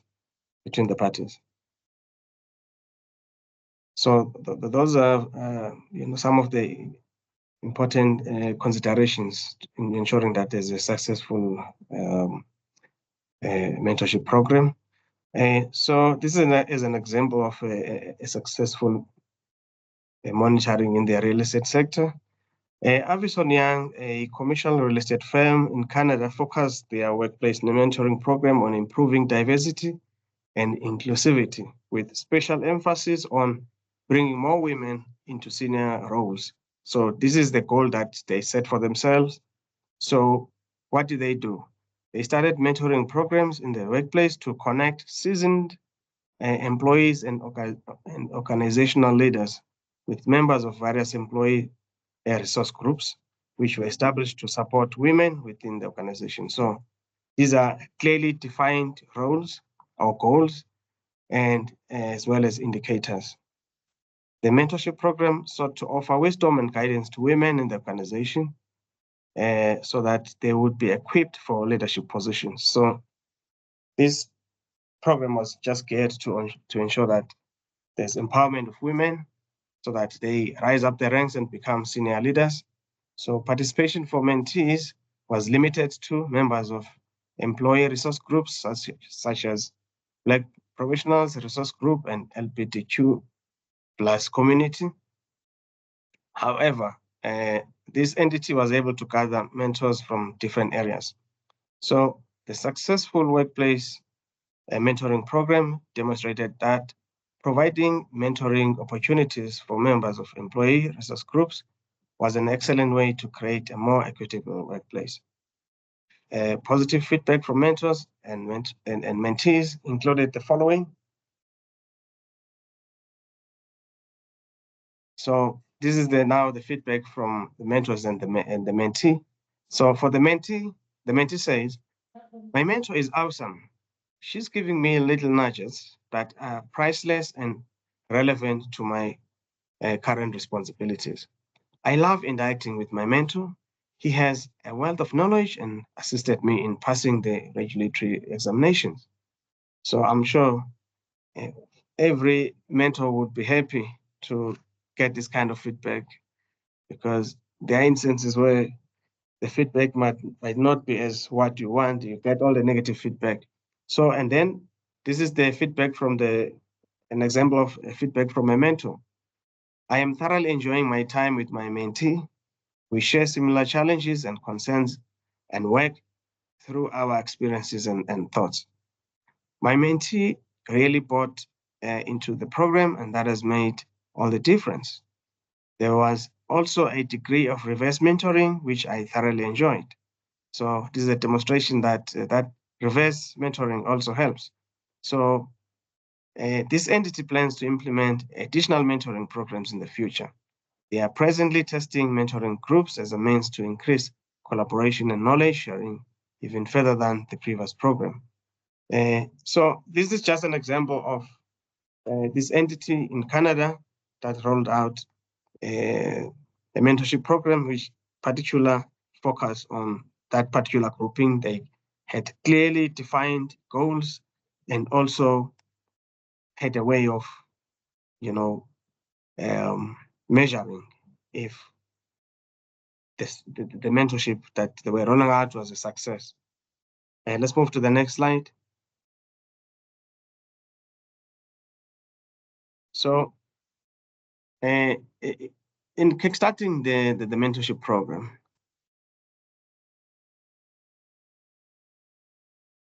I think we did mention that it's important to establish the goals of the program. Before creating the program, it is important to take a step back and concentrate why the program is being established. What do you want to achieve? This is necessary in drafting a mentorship program, because if without this, then you cannot go anywhere. I think it's also important to ensure that you understand what resources are going to be utilized, for mentoring, because if ever, for instance, there's got to be the deployment of IT infrastructure to assist that process, I think it's important to set out those things from the very beginning so that there's an understanding of what is required. It's also important when you kickstart the program to ensure that you understand the objectives, what is it that you want to achieve. So answering these questions, or this question in particular, helps to articulate the program strategy with an objective statement and corresponding KPIs, which are the key performance indicators. Because once you set the goals, which are your objectives, you should set a strategy or develop a strategy in terms of how then are you going to ensure that you achieve those goals. So your key performance indicators would be the activities that assist you in achieving the goals that you have set for yourselves. So, for instance, there's an example that the objective would be to transform the organization to reflect the demographics of South Africa.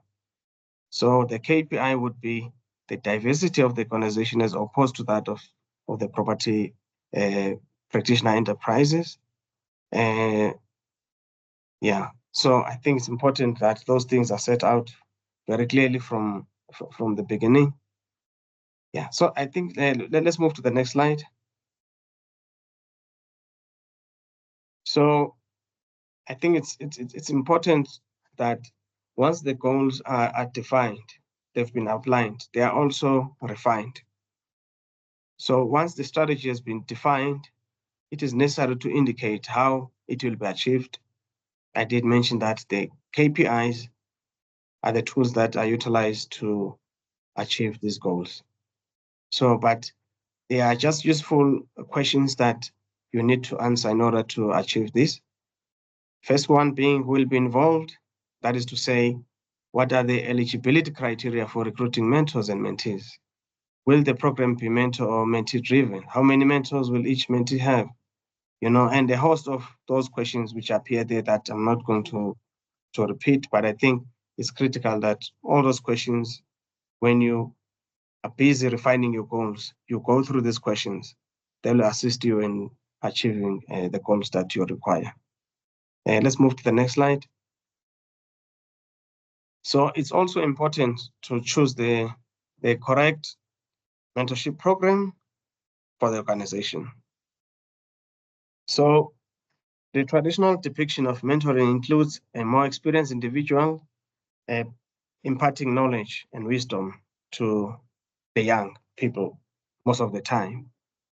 So while informal mentoring has its benefits, a formal mentoring program helps to maximize those benefits. So each organization is advised to pick a program that serves its needs.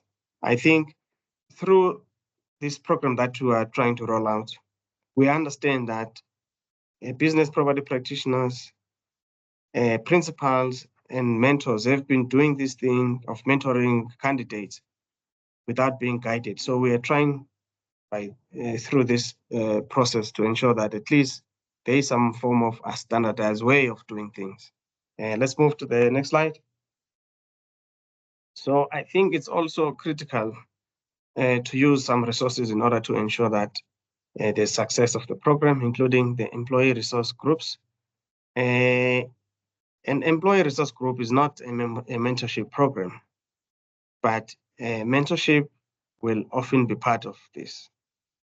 An ERG for new entrants from a previously disadvantaged group may provide mentorship and support for those persons who are coming from that background, so that they, they have a footing in this white-dominated industry, as we understand it. So the employee resource groups, they provide support to the new entrants. They help to attract and retain talent, increase employee engagement and satisfaction, and build a more diverse and inclusive workplace. So I think it's important that every workplace, where possible, it has these resources that can be utilized to ensure that there's meaningful mentorship and the retention of talent. Let's move to the next slide. So now, how do you invite employees to be mentors and mentees? So what each organization must do is to ensure that it attracts the mentors and mentees in order to build, for it to do that, it must build excitement, because some individuals may not be interested in this thing. So I think there's got to be ways of, making this mentorship attractive to, to aspirant mentors. Actually, not even aspirant mentors, actually to those who may not be interested. So you do this by building excitement. You host an event, a launch event, and follow up with the participants. So by doing this, you stand a great chance of luring, for lack of a better word, mentors and mentees to be part of the program. Let's move to the next slide.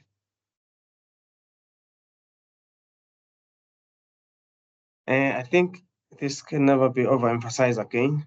Matching mentors and mentees and supporting their relationship is very critical, because any mismatch is a problem, as we indicated earlier. So once mentors and mentees are matched, they must be assisted. So this relationship can be developed by doing what? Providing learning resources, sending tips to mentors and mentees, and follow up with the mentors and mentees. So those are the things that need to be taken cognizance of in every workplace. It's also important to evaluate and report on the program success, because I think if there is no evaluation of whether the program is a success or not, then it cannot be indicated that the mentorship program is a success. So one of the important requirements for the program is to ensure that you implement a standard tracking system that can keep track of the metrics, so that you understand, what you have achieved. That could be the number of signups, the achievement of the designated goals, etc., etc. So I think a system must be established to regularly monitor the program and report on the program. So I think it's critical that as business property practitioners embark on this process of ensuring that they roll out mentoring, there is that, they put in place a tracking system that will keep on informing them as to how far they are with the achievement of their goals. So let's move to the next step, to the next slide. I think it's important to also understand what resources are going to be needed. I made mention of the fact that it could be that a monitoring system is required, and if the organization plans to use a monitoring software, the IT departments should be involved in budgeting, in the budgeting process, because they'll be able to advise in terms of how much must be spent, or in rolling out some IT software. And it's also critical to understand that the return on investment for the program can be achieved by undertaking a cost-benefit analysis by dividing the impact by the cost of the program. So it's not always necessarily the case that the ROI have to be communicated as a financial return. The organization could communicate the number of mentees that will be supported by the monetary investment in the program. So let's move to the next slide. Oh, okay. I think we have come to the end of our presentation, and I believe Naledi will assist us in responding to your questions. Yeah, I believe that you have benefited from what we've presented.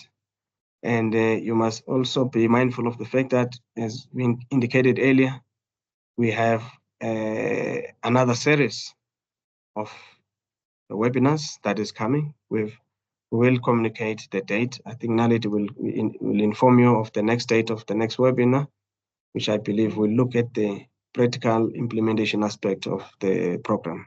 Thank you. Okay, thank you, Mr. Daki. Thank you so much. Mr.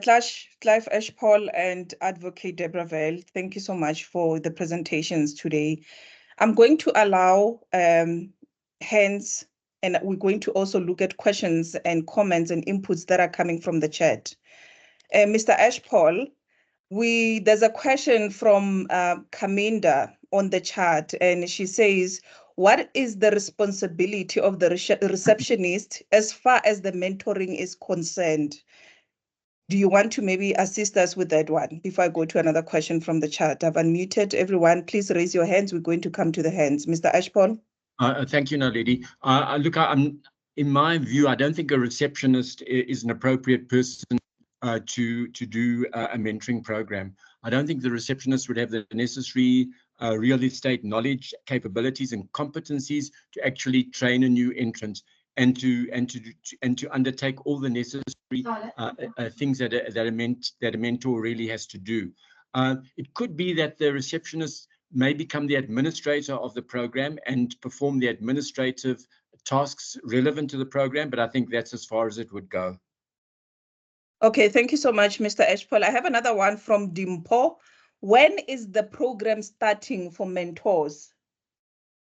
There's no actual program that's starting from mentors, but a very good point has been raised, and I think I'm going to take this matter up with our CEO for the PPRA to perhaps organize a training program for mentors. This could either be done by the PPRA, and I'll have to see the CEO about that, or we could possibly outsource it to one of the industry representative organizations.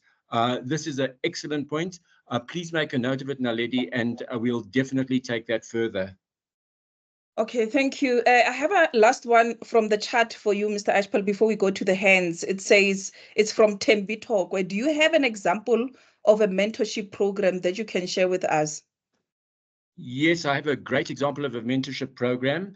This is a program that has been conducted by the South African Institute of Valuers, and we're going to talk more about that during the second webinar. So if you could just be patient, and we're going to discuss many of the aspects that have been raised now from a more practical point of view when we do the second webinar. Yes, it's true, because in the second webinar, we're going to be discussing creating and implementing mentorship program. So you'll be taking them through that. There's another one, but this one is for Advocate Deborah Vile. It's from Adrian. With the registration, the confirmation of employment for interns, will we now be able to insert it on the, I think on, she wants to say on the application forms, the mentors detail instead of the principal when they register for interns, advocate. Okay, you are supposed to be able to, but at the moment we have a system issue which doesn't allow us to register anybody except the principal as the mentor. So it's fine for you in practice for you to use that person as the mentor, as someone who was delegated by the principal. So principals can quite happily delegate mentorship to somebody else who qualifies, somebody with more than 3 years experience. And they can be your mentor in practice, and they can also sign off. But at the moment, we have an issue in terms of which the system can only register a principal as a mentor. So until it gets developed, that's what ours will say. So what you will need to do is, whenever you submit anything that your mentor has to sign, or say a letter or anything, your mentor would have to do it. And the principal would have to then just endorse it that he was duly authorized by him to as his delegate. So there's no problem with somebody else being your mentor. Okay, thank you, advocate. We have the first question from Kilda. Please unmute yourself and ask a question.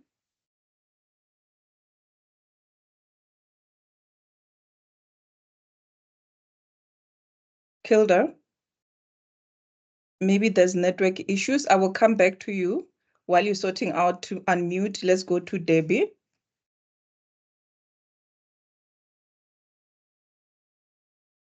Debbie, please unmute yourself. Okay, to ask a question, you need to unmute from your side once we recognize your hand and ask a question. I will come back to Kilda and Debbie. Let's try Lizette.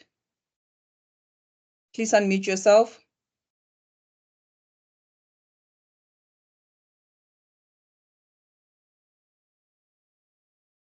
Okay, they're not winning, or maybe they can't hear me. It could be an issue of network, maybe. We will come back to Lizette and Kilda. Let's go to Lee. Lee, let's try to unmute on your side and ask your question. Thanks so much. This is just to add to Clive. Clive, my name's Lee Rulosa. I represent a company called Infinity Academy that's actually accredited on the new occupational trainer real estate. On the 6-month workplace, what it has is it's got a specific breakdown that the mentor has to work with the learner. The mentor has to have 3 years or more experience as a real estate agent to actually mentee, to work with the mentee. But then also there is already a program that has been developed through QCTO. It's known as the Learner Work-Based Practitioner. That will be we train it, and it shows what the mentor needs to work with the mentee with.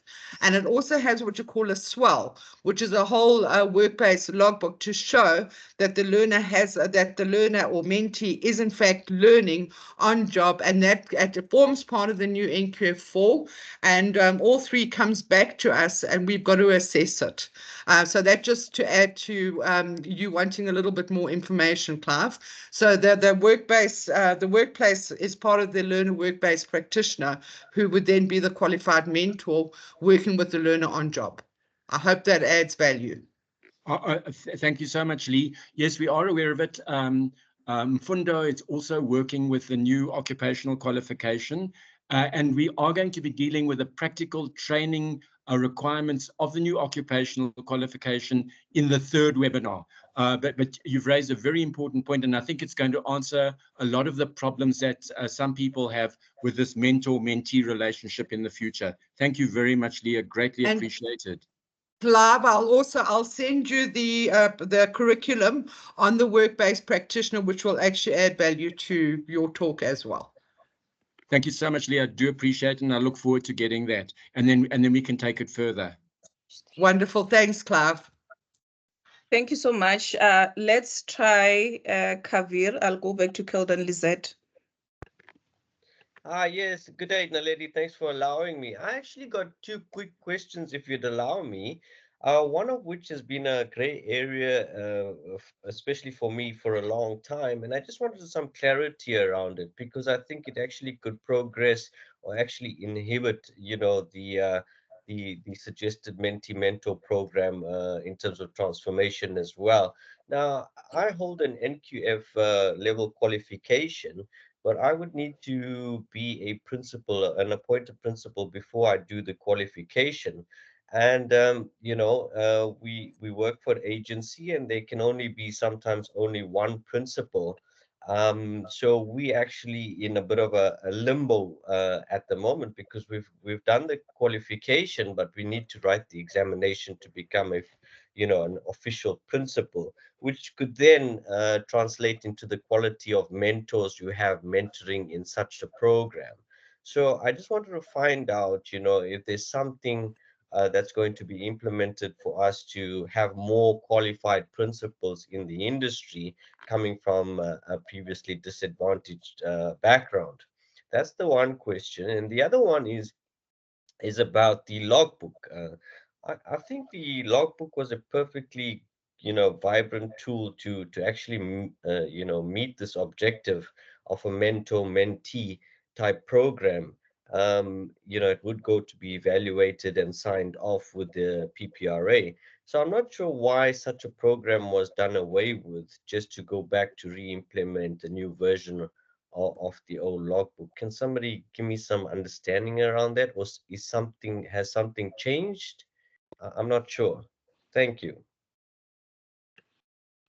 All right. Let me assist in responding to some of the questions. I understand that the question emanates from a desire to be a principal, and that is, are there any programs to ensure that there are more PDIs who are involved? Who are actually taken through the ranks so that they can become principals? Indeed, there is a program that is spearheaded by the Transformation Department that is called the Principalization Program, or it was referred to as a Principalization Program. I think they normally advertise and encourage participants. So I think we should, I can link you up with our transformation manager who can give you more details if you want to be involved in such programs, because they are geared at ensuring that more previously disadvantaged individuals are, rise through the ranks of becoming principals. And then on the question of the logbook, why it was done away with, I think it must be understood that the logbook has been in place for a number of years, and the logbook requires in turn to submit a lot of information in the form of the portfolio of evidence. And most of the time it would be piles and piles of documents. And the PPRA does not have space to house these documents. And I think we need to understand that the world is now changing. There's a move towards the fourth industrial revolution. I believe that now there's talk of the fifth industrial revolution. So we need to move with the times while ensuring that we don't compromise training. So the fact that we're saying that the logbook must be, we're no longer going to be accepting logbooks from the 1st of July does not mean that the training that has to be dispensed to the candidates has to be watered down and be of inferior quality, because we'll need to have some form of confirmation that the candidate has actually been properly trained. So it was for those reasons that, there was a decision to phase out the logbook. Yeah, I'm just mentioning these. There could be others, but those are the prominent ones. Okay, thank you so much. I think also questions on logbook for Mr. Dagi. Will share his email address and he can answer all those questions. Please put the question on the chat with the email address and then he can assist. Kelda, are you able to unmute yourself now? You're still struggling so that we can move to questions that we have on the chat. Okay, not winning, Kavir. Okay, they're struggling with that. Okay, Mr. Dagi, I have a question from Nandipa. If an issue arises between mentee and principal mentor, where can the mentee go for assistance?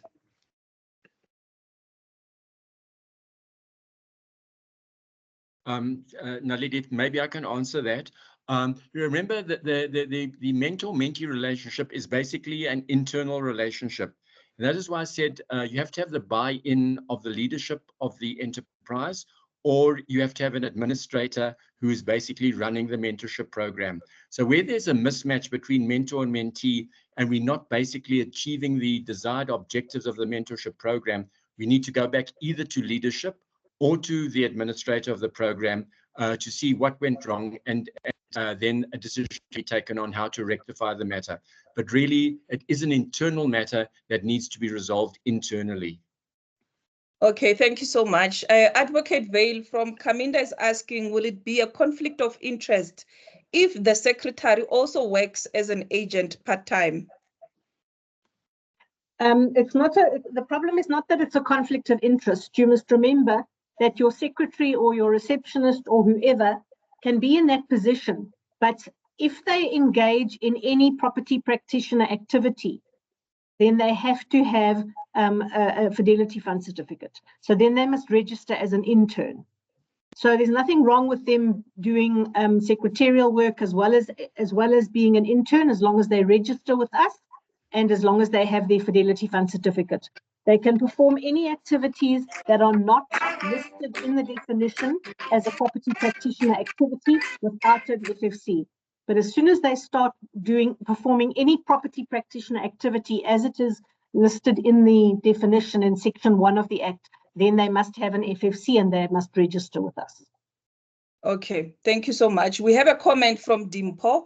Mpo says, great initiative indeed. We're excited to get a chance to add value to our slowly dying communities. We appreciate the empowerment program. We hope to get the right tools in order to enable us to run with this and better the lives of the youth. Dimpo Mutabi, thank you for that input. Mr. Daki, there is a question that I think maybe you can answer. Please explain why it's expected to do mentorship for free. It's from Info. Mr. Ashpal, you can also come in if you want to come in on that. I'll come in over there.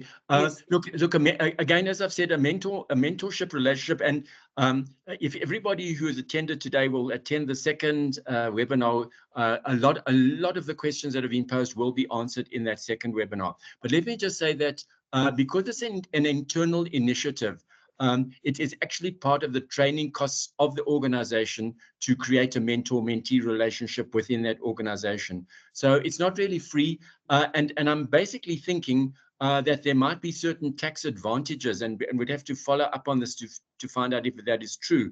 There may be certain tax advantages that will accrue to the organization resulting from incurring mentorship training costs. But really, it's an internal program that is funded internally. But I am thinking that there may well be certain tax advantages in doing so. We'll follow up on that for you.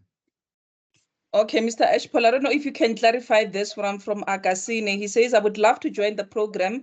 I hope to be a mentor and trust that there will be a salary for us to help the PPRA achieve this goal. He says, I'm a mentor and I'm a mentee of my own company. Is that possible to be a mentee and a mentor at the same time? It does sound like a bit of a conflict of interest, but we'd have to have a look at the particular circumstances. Where we are, as I said, we are going to look at ways of creating mentorship programs with industry representative bodies. I did mention the SA Institute of Valuers, which has created a super mentorship program for the valuations profession.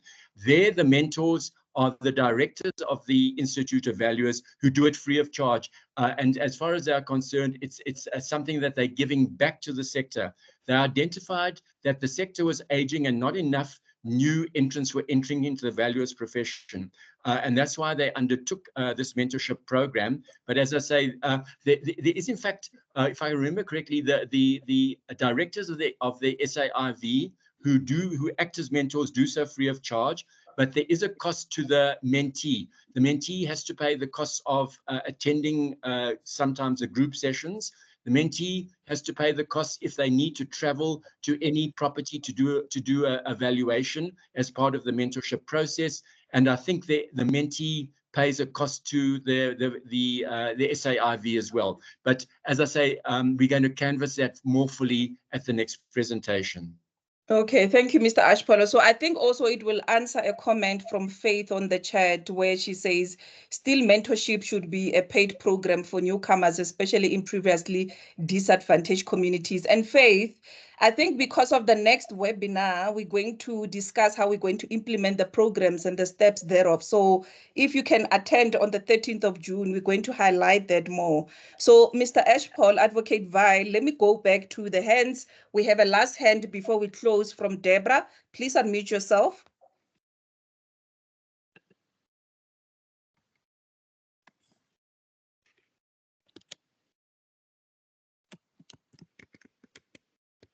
Deborah. Okay. I think she got cut. Maybe it might be her network. So all the questions that are on the chart regarding FFC queries, logbook queries, please send on the chat, put your email address. I'm going to send it to the relevant executive so they can assist you and their team to resolve your query. And because we don't have any more hands, we're now going to close the session. I want to thank all the speakers today, Mr. Ashpol, Advocate Vile, Mr. Daki, and I think we did learn a lot indeed today. You know, if we can look at, you discussed setting the goals, you know, when you're starting these programs, and you need to have a structure in place. And we've actually found out that there needs to be a feedback. Even if you're a mentor, you must receive feedback from your mentee. And that was very important. I think it's something that most of us were not aware of. And also checking progress while you are busy with the program that you are busy doing with your mentee, while you are not even done. You know, you must check progress. If it's working, where are the hurdles? And also remember to put the start date and the finishing date on the programs as you are mentoring. And this is important because it's to improve the skills, you know, especially when we're trying to do transformation. You are transferring skills, we're improving the skills of the mentees, and we're growing knowledge. And we know that this market is very competitive, you know, especially because it's a commission-based industry. So it's important for the mentees, you know, to get support from their mentors on how to tackle all these competition out there. So thank you so much for everyone who joined the webinar. This was phase 1, where we're discussing introduction to mentorship for principals and non-principals with at least 3 years experience. And I think we took a lot from that. So we're going to have the second webinar on the 13th of June. I'm going to post on our social media. We'll also email you. If you have FFC, obviously we have your email address on our system. You will get email and communication. The last webinar is going to be on the 18th of June. So thank you so much. We're going to discuss in the second webinar how to implement the programs. And on the last webinar, now we're going to evaluate them. That's your monitoring and evaluation. So thank you so much for everyone. Enjoy your lunch. It's already noon. And thank you for joining. Look out for the link. If you are struggling with the link, my email is always on social media. Please email me so I can help you. Sometimes it's network. So thank you. Bye-bye.